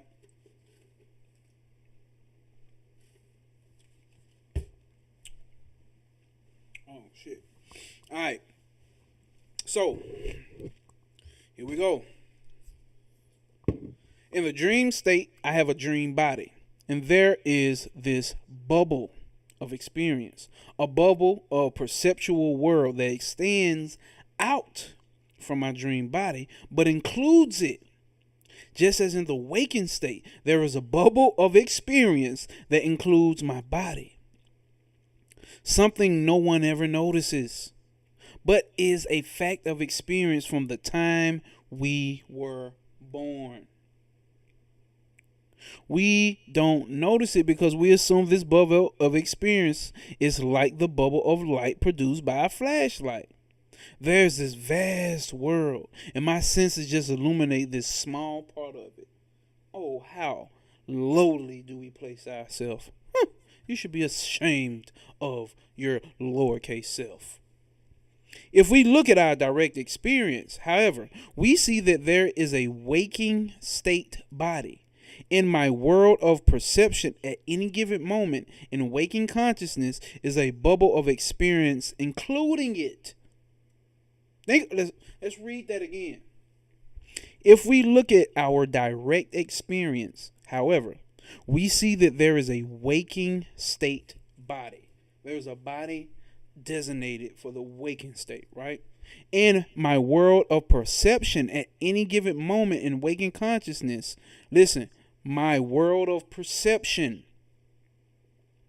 at any given moment in a waking consciousness is a bubble of experience, including the waking state in the perception in the body. All of that is experienced inside of that. I go into the dream state and see a bubble of experience that exists within my mind. And when I wake up into the waking state, I see this perceptual bubble, the bubble of experience. Where is this bubble? Where is this bubble? When we wake from the dream state, we realize that the perceptual bubble of the dream state was, y'all know what we're finna say, was within my mind. And I find in time that the same is true of the waking state. The perceptual bubble here also is within my mind. Your body exists in your mind. Your experience exists in your mind. Your experiences only exist in your mind. It's not existing out in some vast universe and world out there. This is the trick of Maya, my niggas. That can be proven with the help of a modern scientific analysis of experience. Let's see what he says. I normally assume that I, whatever the I is, am somehow inside of my mind. And my mind dwells inside this body. And the body exists within this real, objective, vast world. The opposite is demonstrably the case. So it's actually the opposite. Even without higher spiritual experiences, which proves it beyond all possibility of a doubt. So you don't even have to have these super high astral travel out of body experiences to actually know this. It's still in your direct experience. Let's go. Let's see what he says. The opposite is demonstrably the case, even without higher spiritual experience, which proves it beyond all possibility of a doubt. Let's see it from the standpoint of the scientific analysis of sense perception. Let me read some comments before I get to it. In the stream date, there's no contradictions. Damn good. Even. I receive it all, my bro. Thank you. Okay, gratitude. Real, life, or fiction. Right, 757 land. Right, Grave 636. And I like to say the mind is all only when it comes to knowing things. If you want to know things that can be known, then the mind is all. But when we go beyond knowing, because the knowing is what? 5 senses. We have to use our 5 senses. So the mind is all to the 5 senses. But then we get to pure consciousness awareness. And I know you know that. I'm just stating it for the simple fact that we on live. So if y'all actually watch, y'all still watching on Instagram, y'all gotta bring y'all ass over here to YouTube. I done put the YouTube in.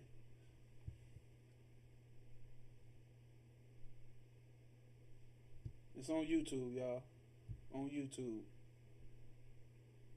Did it put it in there? YouTube, yeah. There you go. YouTube, my noses. Yeah, it's on there. So you gotta come on over here on YouTube. Right. The mind is Maya. The mind is Maya. Alright. people getting it. God damn it, we got this shit. All right. As an example, let's look at the visual sense. The visual sense. But remember that whatever we say of the visual sense can in essence be said of the other four senses. So he's going to use one of our senses to describe the same thing with the other four senses. There's no difference. All right. All right. Let's see where we at. Remember that whatever we say of the visual sense can in essence be said of the other four senses. Also, light enters the eye through the pupil. Through the pupil is focused through the lens onto the retina, where the cells that are light sensitive react. Remember, we ran through this in one of the Western names, but let's do it though. Let's read it.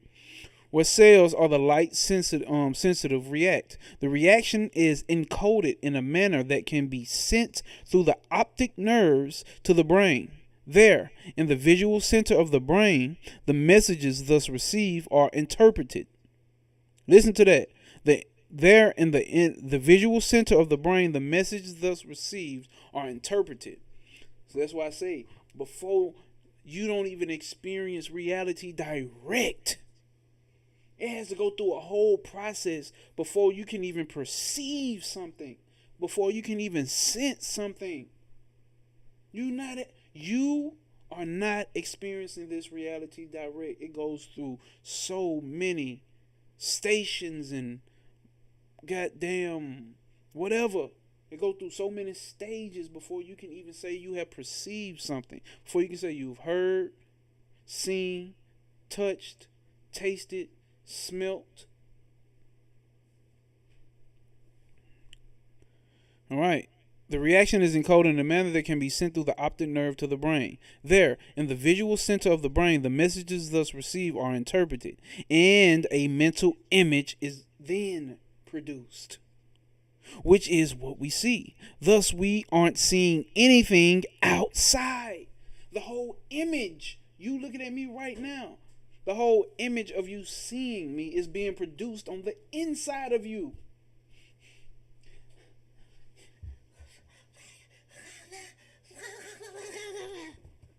You got 72 motherfuckers in your head. Satan! Baphomet.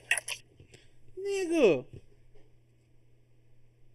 It's all happening on the inside. But for some reason, it's hard for us to get that shit. Science has said it too. Heaven is within. All the spiritual systems been saying the same shit that science saying. Science finally come out and said and give us some logical shit. But motherfucker, it's obvious. It's motherfucking obvious that everything is created on the inside. But we think there's some vast fucking outside. God does not act like a fucking human. What the fuck is going on with us humans? Thinking like a fucking human, man. Fuck. Alright. Thus, hold up. The messages thus received are interpreted and a mental image is produced. Which is what we see. Thus, we aren't seeing anything outside. We are seeing the mind's reaction to the whole long process. That's what you're seeing. That's why Maya is the mind, and the mind is the illusion. Why? Because the mind is creating. So what does that mean? Your mind is the divine feminine. The image on the retina is upside down. The brain corrects for this. Hold up. Remember we seeing shit upside down. Remember we went through that? We should know that though. That's a common, especially for our cultures. We know that, right? So actually we seeing shit upside down. You know, Bob and Hemming went through that. So if we already seeing shit upside down, then what we talking about going up to heaven is actually hell. And what's below hell is actually the heaven that we're looking for. You got 72 motherfuckers in your head. The image on the retina is upside down. The brain corrects The brain corrects for this and turns the image right side up. The image isn't sent through the optic nerve, but encoded messages, electrical and chemical, are sent.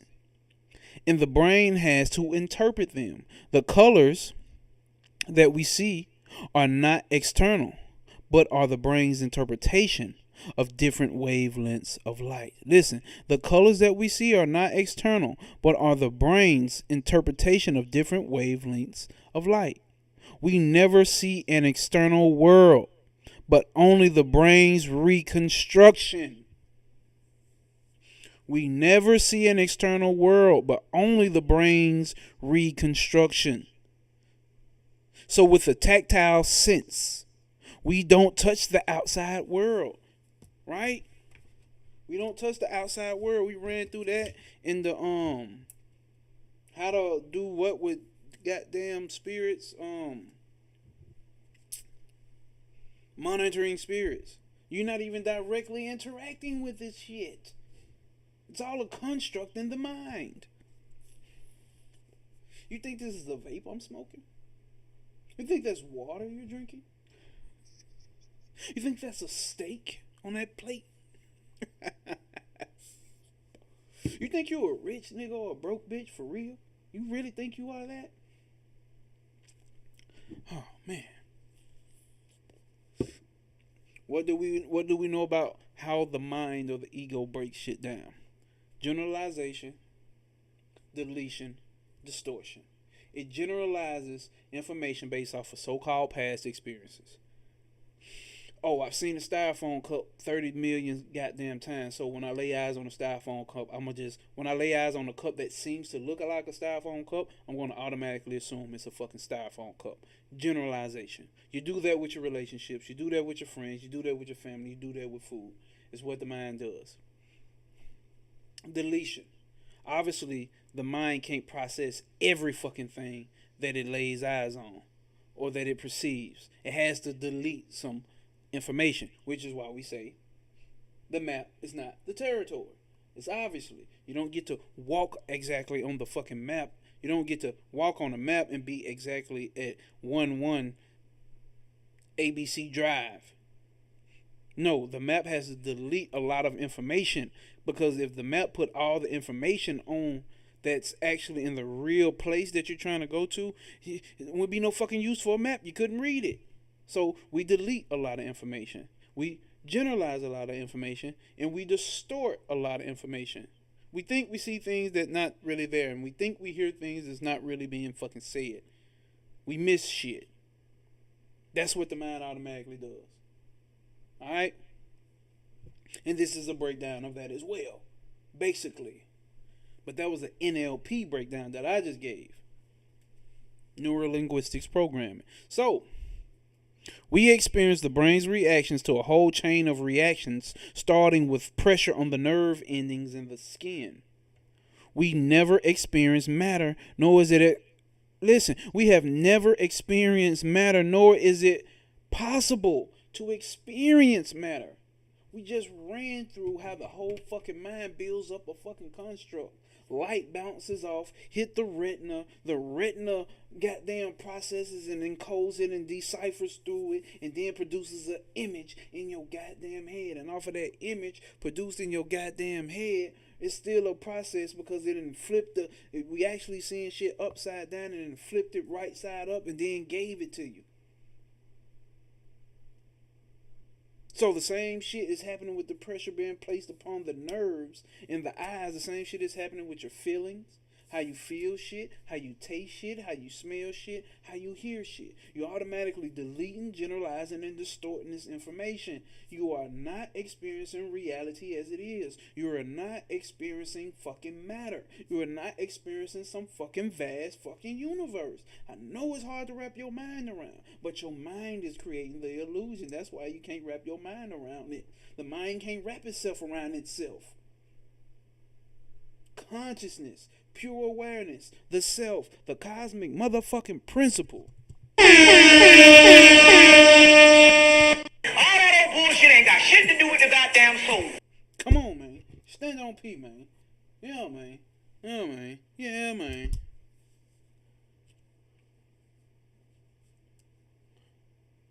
Come on, man. Let's get this shit, man. Okay. We never experience matter, nor is it possible to experience matter. A philosopher of science has to accept this, however uncomfortable the conclusion might be. We experience a world produced within the mind, apparently stimulated by something external. Matter is simply a hypothesis to explain our perception. Matter is a fucking theory or a hypothesis just to explain our perception. What do I see? Color? Nothing but color, which as said above, is the mind interpretation of different wavelengths of light. I don't see matter, just mentally created color. What do I hear? Physical vibrations through air or other media, water, or our own skull bone and sinuses. Metal. Oh, okay, they were just in whatever. Which the ear and brain interpret as sound, some of which sound good and some of which sound bad. What do I feel through tactile sense? Pressure and relative temperature, hot or cold. Texture is just a variation of pressures. What do I smell or taste? Odors and tastes. Through none of the senses do I experience actual matter. Therefore, materialism is the silliest of philosophies. The materialists claim that matter is all that we know. Nonsense. Demonstrable nonsense. Matter is nothing but a hypothesis. This nigga said matter ain't nothing but a hypothesis. However successful at explaining how to manipulate the objects we perceive. The only thing we know directly, as we saw in verse 2, is consciousness. This is what I was saying. Cosmic Puzzle Piece. The only thing that we know directly, as we saw in verse 2, is consciousness. See what I'm saying? You can't not know it. Don't worry about it. You got it. You stand here, you receiving it. The mind is going to get that mental impression and it's going to do what it's going to do. Dog. But this is the only thing that we actually do know. Only thing that we really do know is the self. All we know is that we are aware. That's it. This other shit matter never. To say that consciousness is an epiphenomenon of certain complex arrangements of matter is very poor thinking at best. Basically saying that the mind produces consciousness, right? That's why we get the unconscious subconscious. Yeah, they think that matter produces consciousness. They think we started off as fucking little specks of fucking whatever germs and grew to this and over time we evolved and then we became conscious or we grew a conscious mind. Yeah. Okay.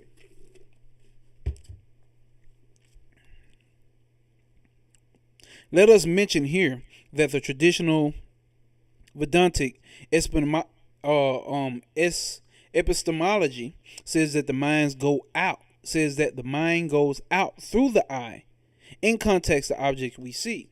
That is, and the mind goes out and takes the mind goes out and takes the form of the field of vision. The mind goes out and takes the form of the field of vision. How do they arrive at this strange conclusion? First, because it explains the three-dimensional nature of vision. But as we know from the modern 3D movies, one doesn't need three actual But as we know from modern 3D movies, one doesn't need three actual dimensions to create extremely realistic three-dimensional experience. But the other reason goes deeper and joins the analysis we gave above. As the mind becomes more acute in its perception through its sharpened concentration and enhanced power, one begins to see that the whole world appears tinged with mentality. Not with some external mentality, but my mentality. All that I see begins to look mental rather than physical.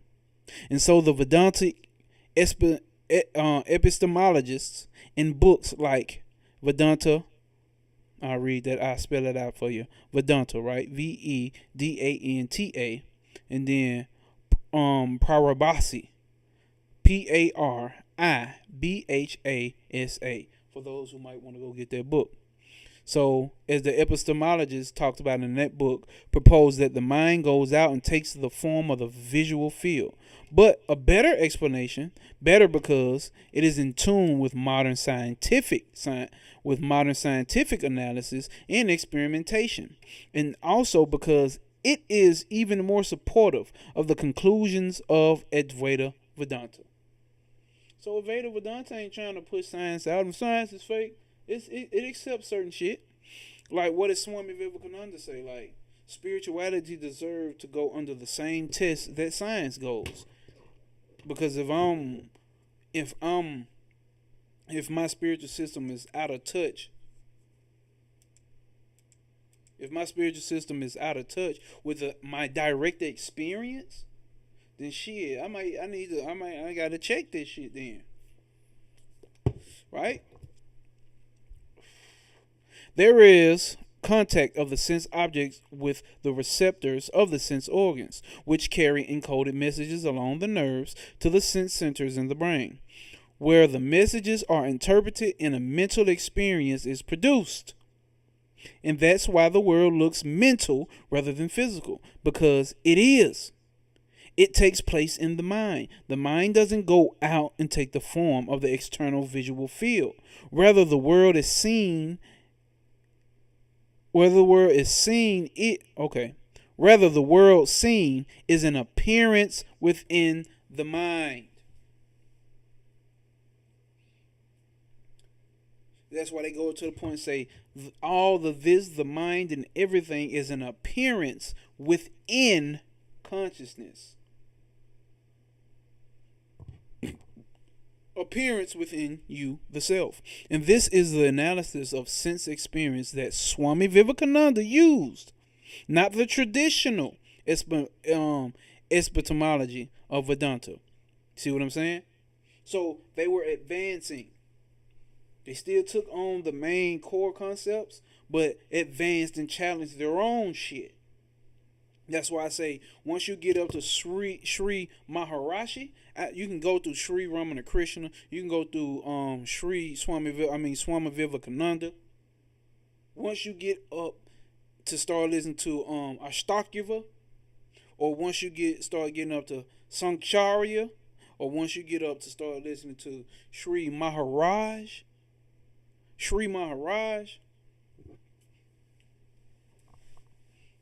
have your ass like,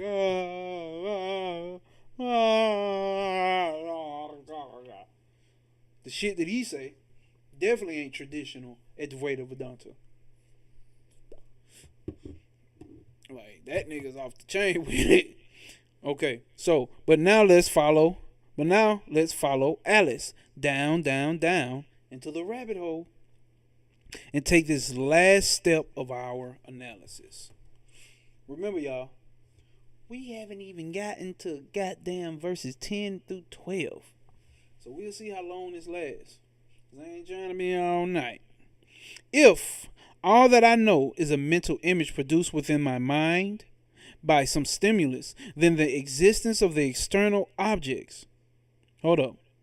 If all that I know is a mental image produced within my mind by some stimulus, then the existence of the external objects, the stimulus itself, the sense receptors or the external sense organs, the nerves, the sense centers in the brain, which is the external sense organs, and the brain itself also are not known directly. You don't even know your mind and your organs and your sense objects or your sense organs directly. or your receptors directly, but only in my mental image, that is. They are only known within the mind, and therefore the whole world together with the means of perceiving the world, sense organs, your nervous pathways, your brain centers in brain exist within my mind and are impossible to experience outside, casting doubt on their actual external existence.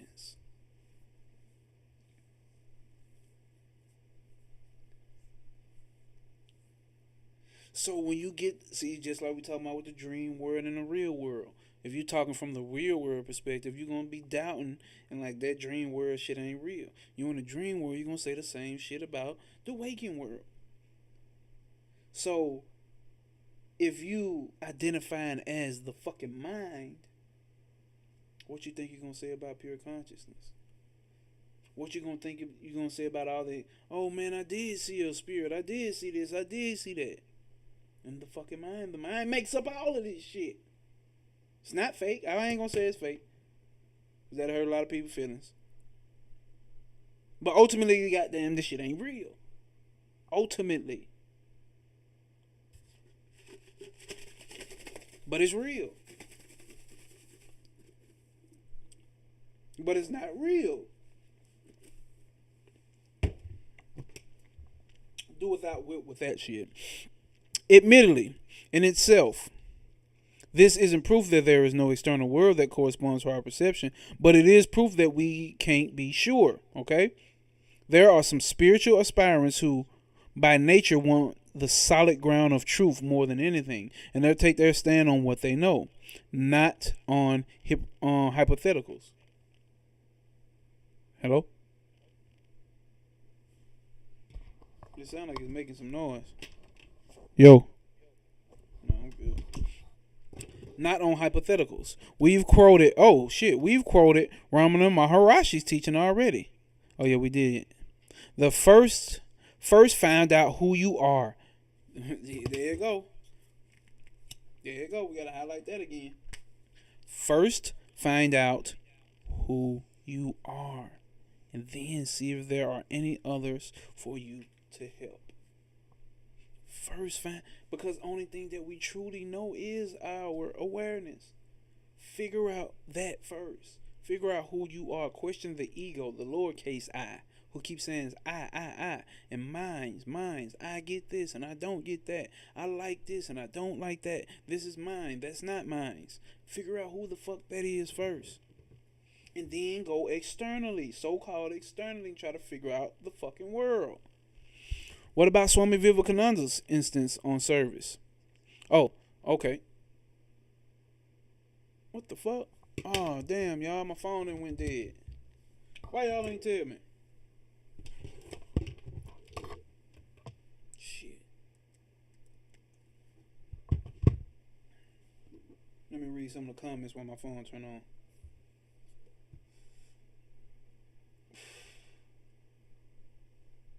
Right, my rise. Shit giving me chills. Damn, I missed a lot of shit.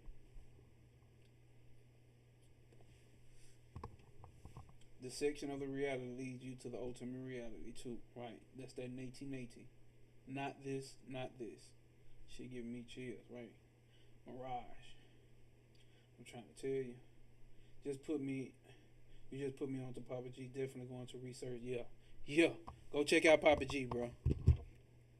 OG with the shit. Damn. Is my phone even charging? There you go. I'm curious what kind of schools. I'm curious what that kind of schools think about 3 negative veils or 3 rings. I've never listened to Sri Maharaj, but I want to know what he think about the light that is beyond our perception. Yeah, I told you. Maharaj, not Sri Maharaj, goes into beyond. He goes straight to Ain. That's all I'm gonna say. Sri Maharaj goes straight to Ain, and that's what I've been tapping into lately. And I can't lie to y'all, like, I think, And I'm being responsible here because we need to start where we at. That's why we going through these. That's why we started with that beginner book, um, Swami Vivekananda's, right? Right, and then we get into this book, and we'll advance. Oh, we gonna advance here, so called advance. We're gonna advance the work that we're working with. Because Sri Maharaj, that's Maharaj,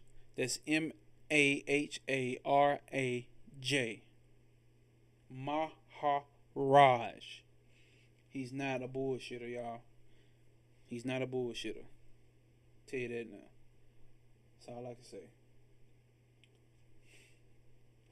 He going straight to that aim. He going straight to that nothingness. For he going straight to the negative. Straight to negative. Straight to it. And some Advaita and Vedantas, they couldn't take what he's saying. I tell you that. That's how rough. That's how. Boy. All right. So the mind and body is not your own. The mind and body is not your own. When you realize that knowing that alone is an illusion. Facts. Facts. Sir, impeccable. There you go. Yeah, that's it. That's it right there, Zero. You got it. Maharaj. So that means I'm not even fucking live on Instagram no more. Alright, it came back on, y'all. Hold up.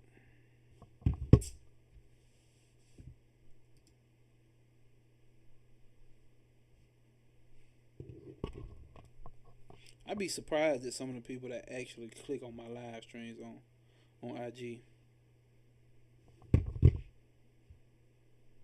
See?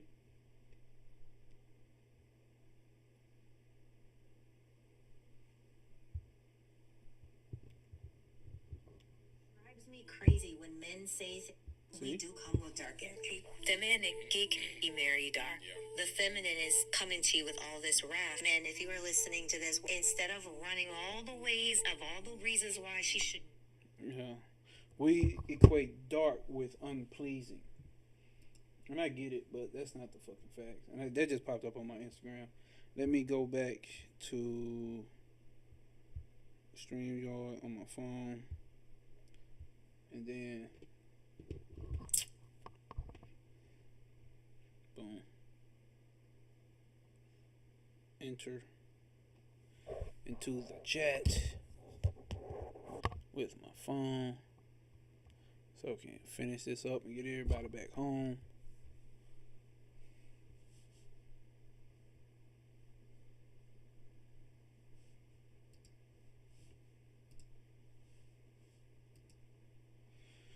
Let's get it back.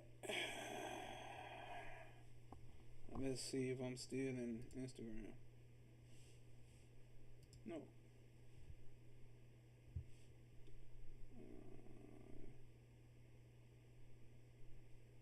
Hold up, y'all. That ain't it either. Damn, I might not be able to go back live. The fuck? Stream chat.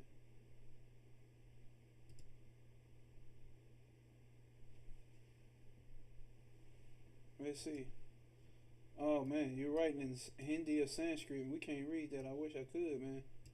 See, can I translate that? Nope, won't let me translate it. Damn, I'm trying to get it go back to Instagram. And I honestly don't know how to do that shit.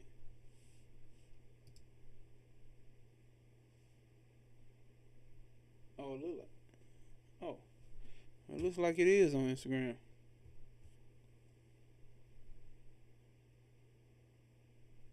Yeah, okay. I guess it put me right back in. Alright. Alright, so come on y'all, let's get us through this shit. Can y'all see that? That looks like it's showing clear. Let's see what it look like on YouTube.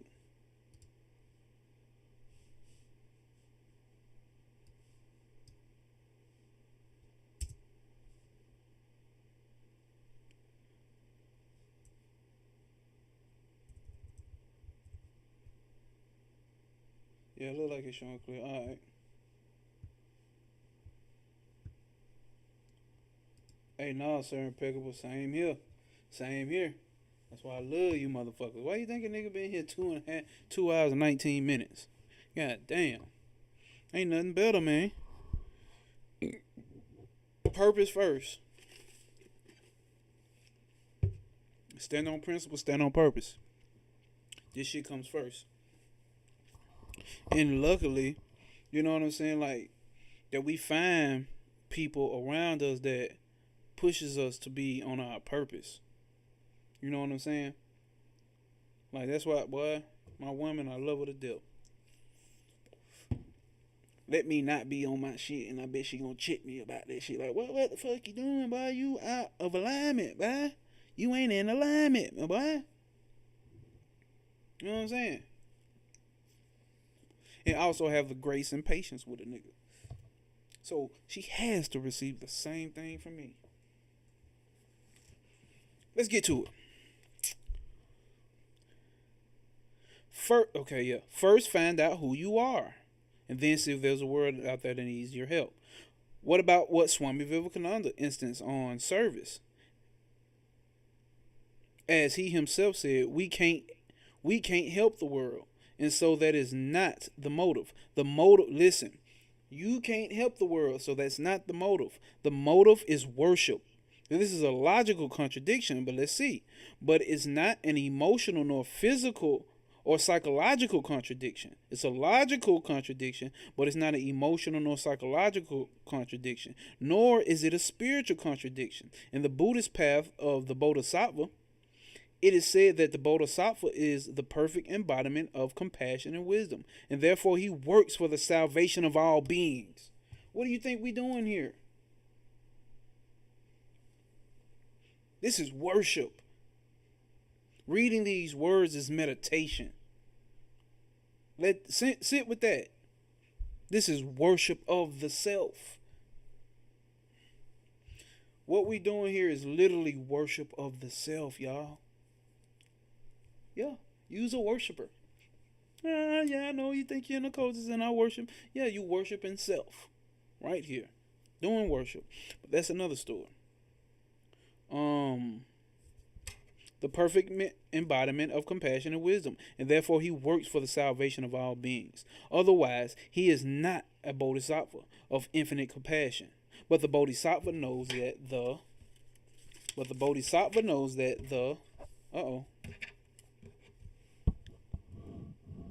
shit.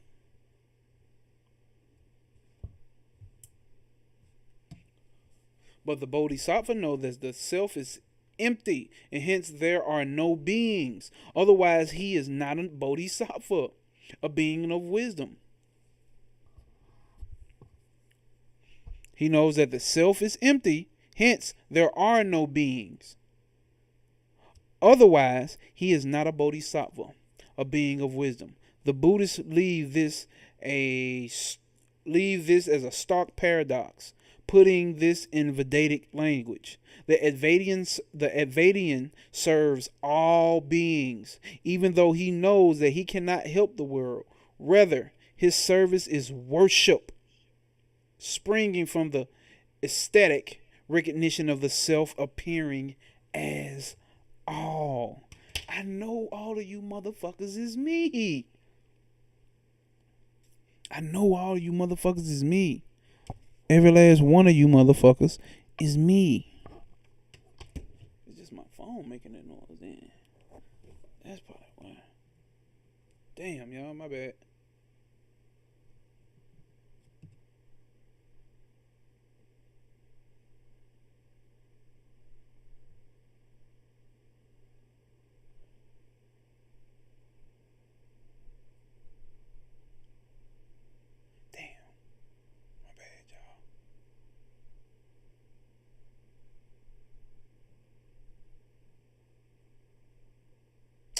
Shit, man. Fuck. Hold up. This is worship. Don't you niggas love how I worship y'all? Don't you niggas love how it ain't even no y'all? It's just me acting like y'all. Don't you niggas love that?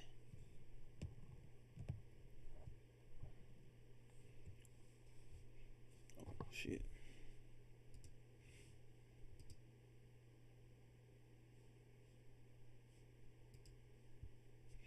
Don't you niggas love that? Don't you just love that? Let's see.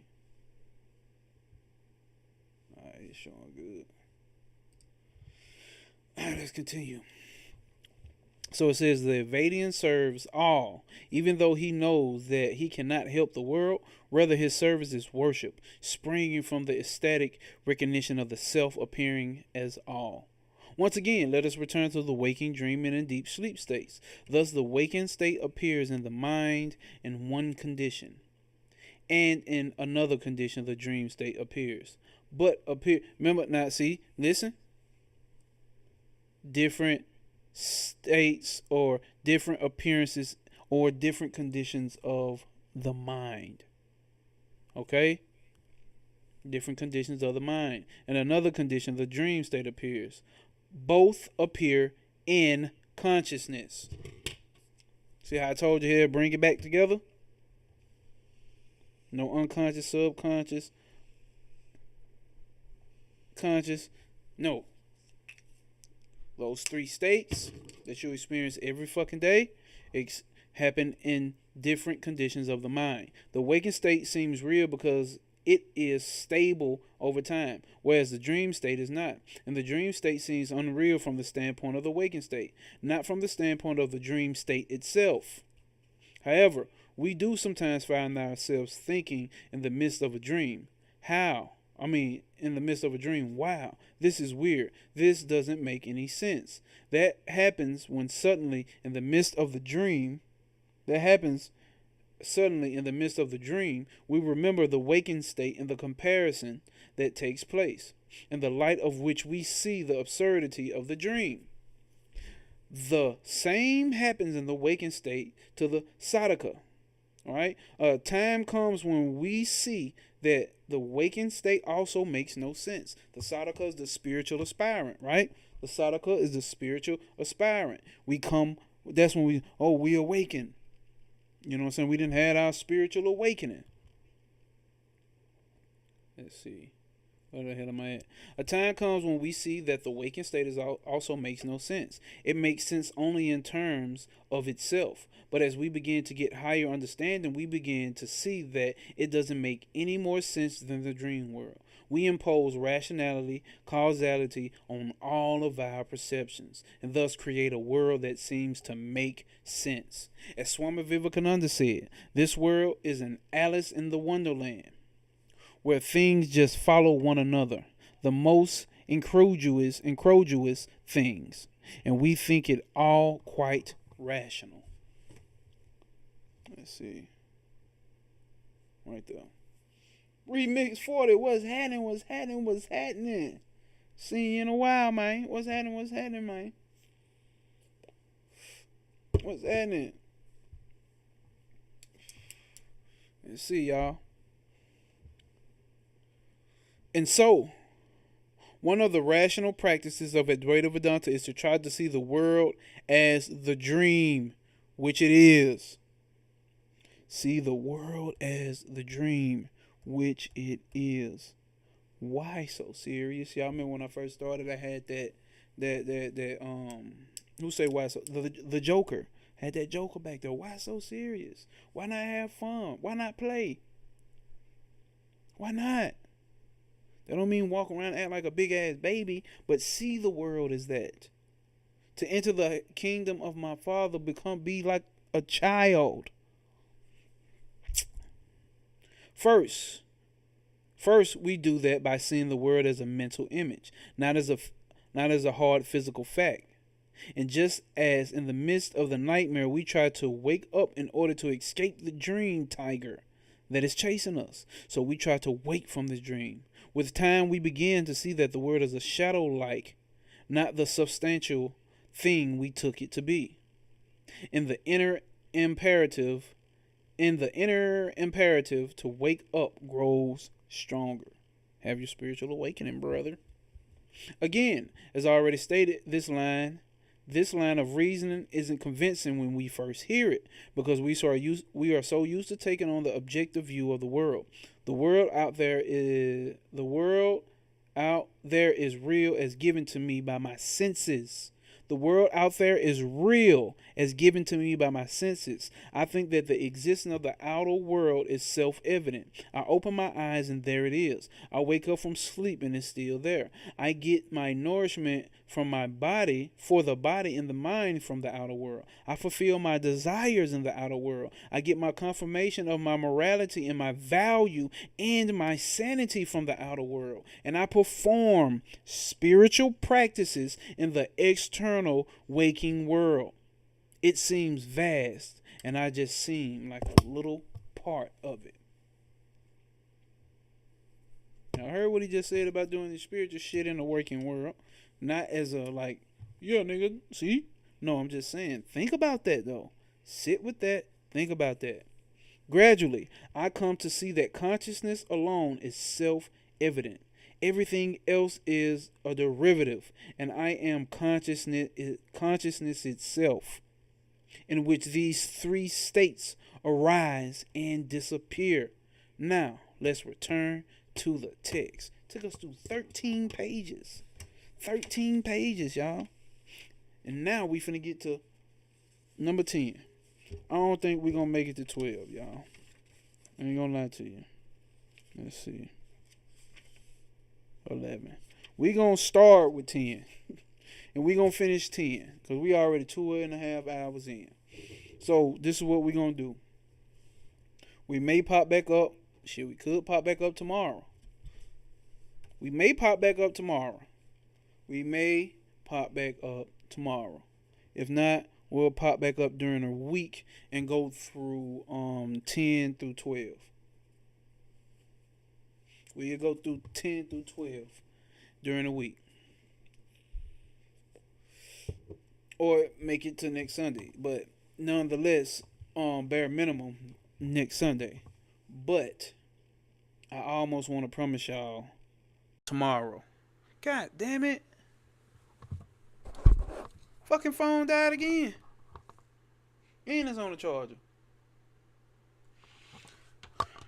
We ain't gonna play that game.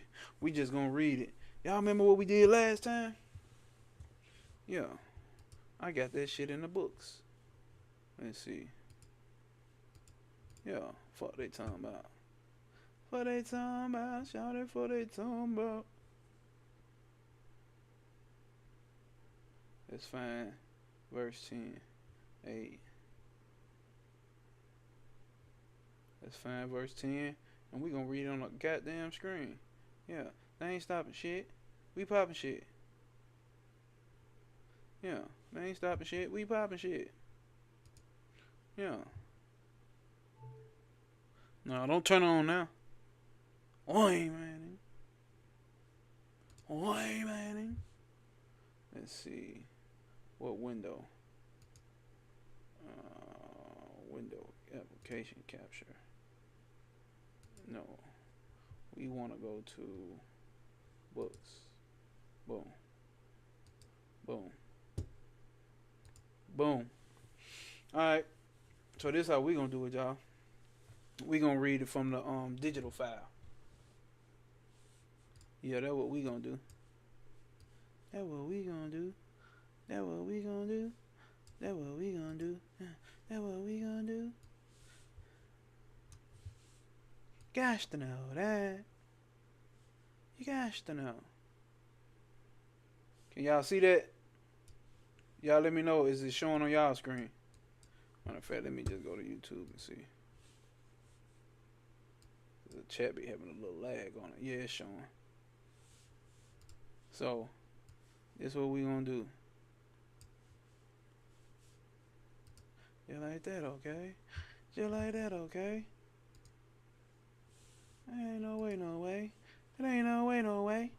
Hey, hey, hey, it ain't no way, no way. Yeah, we ain't even get to 10 yet, Cosmic Puzzle Piece. We probably be going through 10 through 12. So, I'll probably do 10 through 14.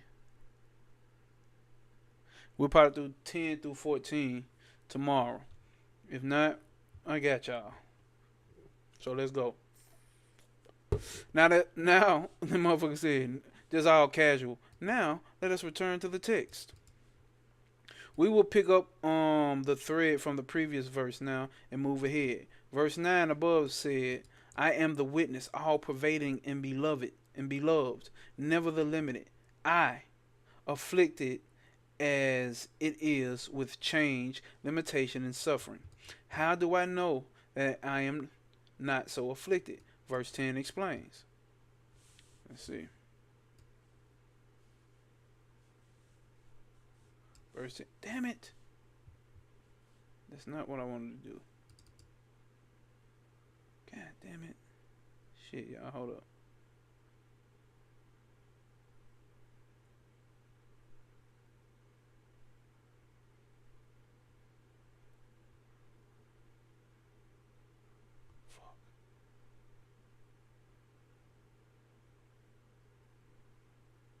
Damn, how'd I get to 17? Thought we were just at verse 10. Hold up, y'all. Trying to do some other shit and fuck around and done some other shit. That's not how it's supposed to be looking.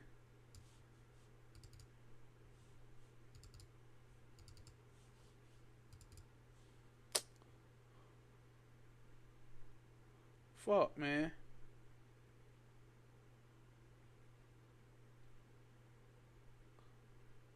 Oh, here it goes down here.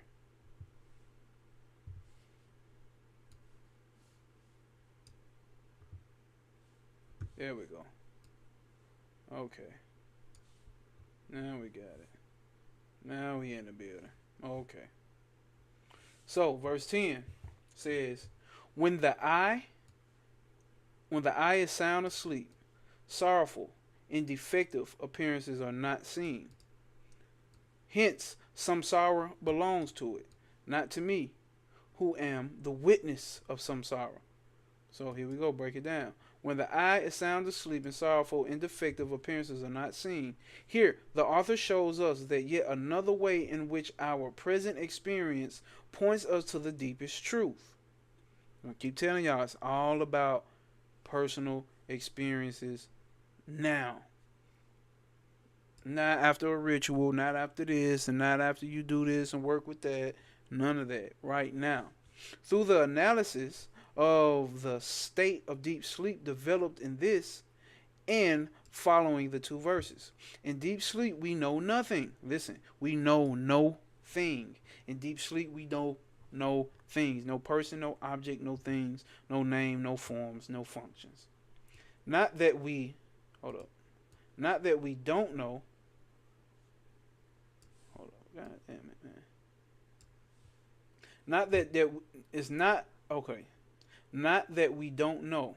We do know. But we know. But what we know. Why is it showing like that? But what we know is nothing that is. Let's do that again. In deep sleep, we know nothing. Not that we don't know. We do know. But what we know is no thing. That is. There's a positive knowing. But it is the experience of no thing. Put another way, as we mentioned in the commentary on verse 2, in deep sleep we are aware only of the cloud of forgetfulness, primordial forgetfulness, or ignorance of our true nature, unparticularized, out of which the dream and the waking states are projected, and on which they both depend. Do you hear that? Everything's depending on the primordial ignorance. Your knowing and knowledge is dependent upon primordial ignorance. Are y'all feeling this shit? Are y'all hearing this shit? Are you? You get this shit? Do you get this shit? Come on, man. In the deep sleep, the activities of the mind are silenced. The ego is silenced. Personality is gone. Personal history is gone. The world is gone. There is just the experience of no thing, which is the forgetfulness of everything. And that experience is blissful. Listen. Everybody has the experience of that high state of meditation called samadhi. You're having it because all you're doing that meditation to do is to not have the mind filled up with thoughts and places and things and personality and ego. Is that doth? You niggas tell me. Is that doth?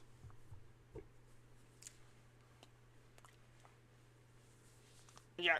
Hey, it sounds like a little bit of doth.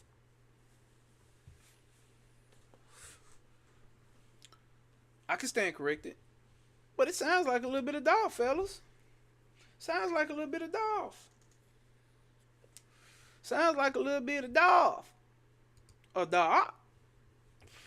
Hence, we remember when we wake up that I was zonked. I don't know what the fuck zonked means. I was aware of anything. It was wonderful. Vedanta contends that we couldn't have this memory of blissful, zonked, like, okay, like out cold, like don't remember shit, like peaceful, I guess. Yeah, wasn't aware of anything, and it was wonderful, right? When we said I slept like a baby. Ooh, I slept like a log. That type of shit, I get it. Okay. Vedanta contends that we couldn't have this memory of blissful forgetfulness without it being an actual experience. Listen, it's an actual experience. When you go to sleep and don't have a dream and it's pure blankness, that is an experience. It's not an absence of experience. It's an experience of no things. Ain't that what we going for? You naturally do it. You naturally do it. This shows that we exist. We know, or we shine, ever shining, and are blissful. Even when the mind is silenced and the ego has merged back into the causal plane, the causal state. Is that not the highest plane on the tree? Absolute? That's the causal plane. God damn it. That's the causal plane. You're doing it in deep sleep, y'all. Let me check the chat. Is anybody saying anything? Y'all ain't saying nothing. It's cool though. But I want you to understand that. You have to understand that. Once we understand, which I know we do, which when we understand the tree of life, we're talking about the mind of God, your mind. You are already at all those states. From Kether on down to Malkuth. You're already fucking there. Ultimately. Now your mind can make up whatever the fuck it want. But ultimately you're already there. You're already having these experiences of doth. Just by being wake and sleep. And then wake, dream, and deep sleep. You're already there. You're already there. As one develops along the path, this becomes clearer and clearer, and thus it becomes more a light on our path. Thus says the text, when I is sound asleep, sorrowful and defective appearances are not seen. The pain, strife, struggle, and all of that shit gone. The next verse examines who sleeps and who does not, and what that analysis proves. The next verse examines who does sleep, and who does not sleep, and what that analysis proves. One who is sleep not, knows in the one who doesn't sleep, dream and waking, not, hence, not. Obviously, that's the Sanskrit breakdown, so let's read the real English version. Oh, maybe we go to 11. Okay, we gonna finish 11 because that was verse 10, y'all. But this shit just so goddamn good. How many hours we in? Yeah. We gotta finish in 15 minutes. I don't want this shit being longer than 3. Okay. The one who was asleep knows not deep sleep. Okay? For the one who sleeps not, dreaming and waking does not exist. Hence, I am beyond these 3 states, the witness of the waking, dream, and deep sleep. You are witnessing all of it. My niggas, let's go. The one who is asleep knows not deep sleep. Okay, let's get to it. The one who is asleep is the ego, which merges into its source, causal ignorance in deep sleep. Now, if you have picked up Sri Maharashi's book on self-inquiry, who is this I? That's what he's getting it to do. He's getting that ego to merge back into its source. No mind. See what I'm saying? Look, see, he's trying to get you. That's why it's called a waking meditation, to keep asking, who is this I? That's why I keep telling y'all. You keep asking, who is this I? They keep saying, I. My. You ask that, and what did we just say? Going into that deep sleep state is the same shit as the high state of meditation, of no thoughts, no mind, no emotion, no ego. Samadhi. But you're automatically doing that as well in the deep sleep state. So you want to do it in the waking state. You want to do a waking meditation where you don't have to sit the fuck still, close your eyes in a dark room and light it. You can do it waking. It's the same thing. Be free, my niggas.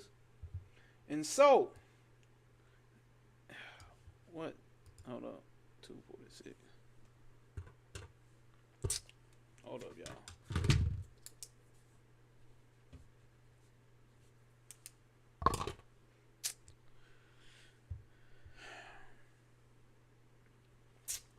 Let's see. I know y'all ass still there now. I hope y'all ain't went into deep sleep on me. And it knows not sleep because it itself has gone to sleep, the ego. In the waking dream states, we have the sense of, in the waking and dream states, we have the sense of being karta or bhakta. That is an agent of action and the enjoyer of fruits of action. I do, I enjoy, or suffer. But in deep sleep, agency and enjoyership dissolve along with the ego. You hear that? Since the 3 states are aspects of the same thing, yes, we are blissful in deep sleep, but there is not an enjoyer, nor is there an object of the enjoyment. Bliss simply is. Just simply is. It just is. Yes, there is awareness of no thing, but there is not a knower distinct from the known object.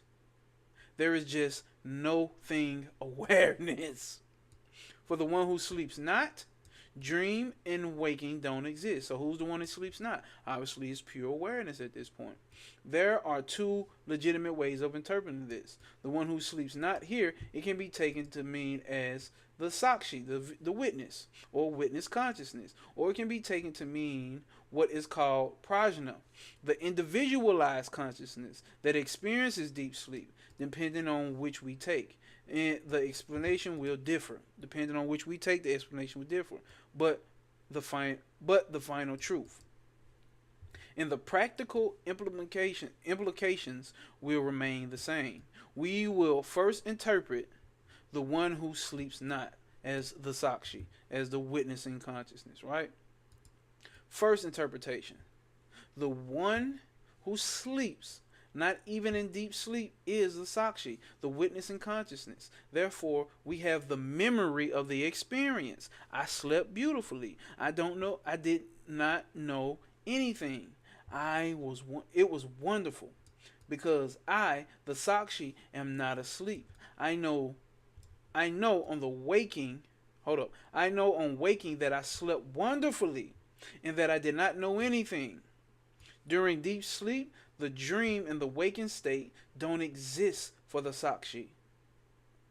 You hear that? During deep sleep, the dream and the waking state does not exist for the sakshi, even though the sakshi sleeps not. There's not even the memory of dream or waking as the mind itself. the locus of thinking and comparison and memory has merged into its cause. It has merged back into Prakriti. Let me see. Okay. I see some folks in the chat now. Okay. Straight gas. Okay.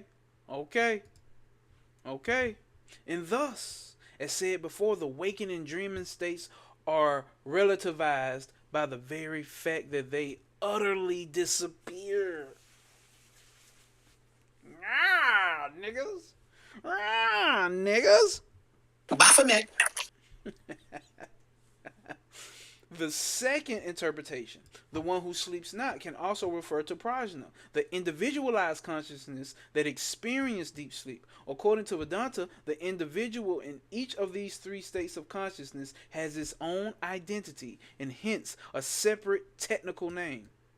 My waking identity, expressed through my waking state body and personality. In this waking identity, my waking self is called Vishnara, also known as Visvya. When I dream, I have a dream body and operate through the dream mind in a dream world with dream dynamics, and thus a dreaming self, which is called Tajasi. In the deep sleep, there is, by analogy, a deep sleep self called the prajna. Okay, so they gave it identity. This is prajna. Prajna is the one who is awake in deep sleep and who knows not the waking or dreaming. This prajna self is not the sakshi, is not the witness in consciousness, but is rather the one who identifies with the deep sleep state. This is why they say there's another one above the deep sleep state, which is called, I did it in the Dark Veil Lifted video, but I forgot the name of it.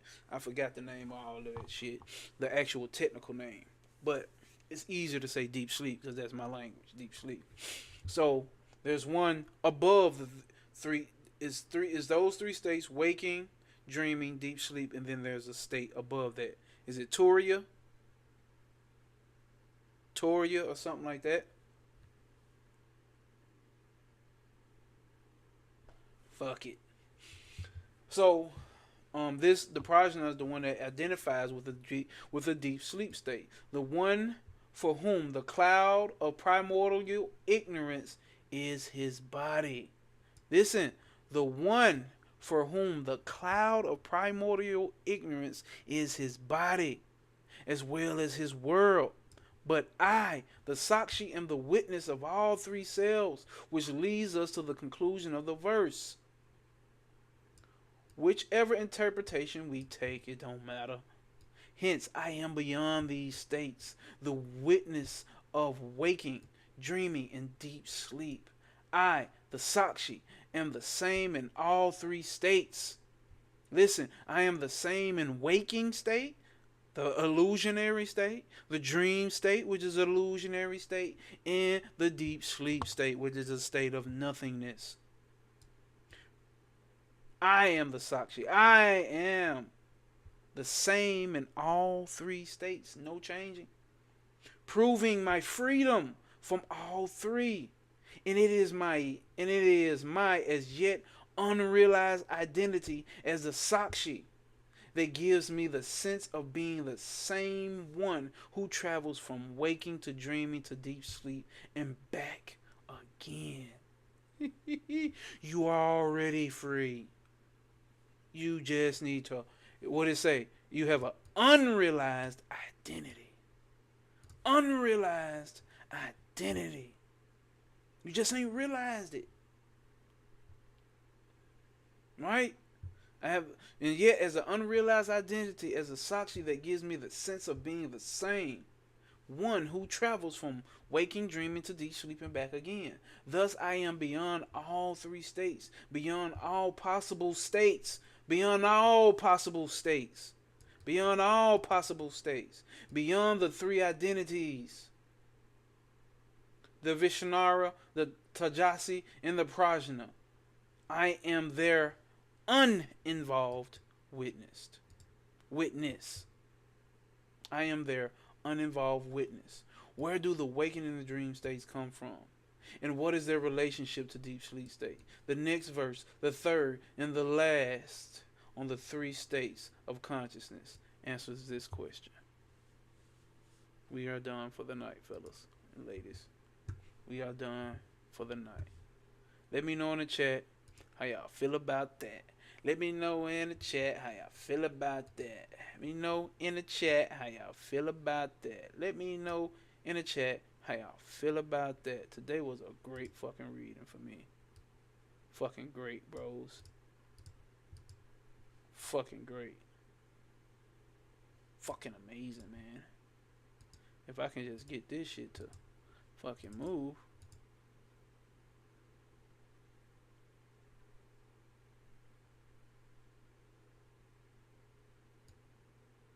That's some bullshit. How y'all feel about that, y'all? While I'm trying to get the chat together.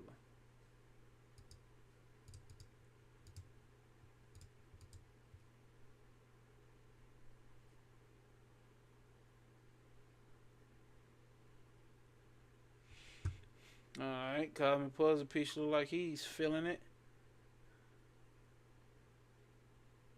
Don Tree said it's so motherfucking P.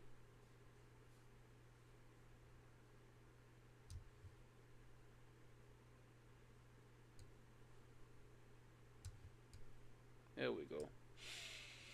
Don Tree say it's so motherfucking P. We have done it, gang.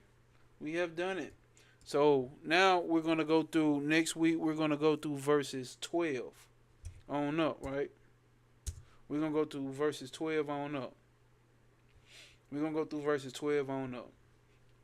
We done stepped and stood on motherfucking principle. We done stepped and stood on motherfucking principle.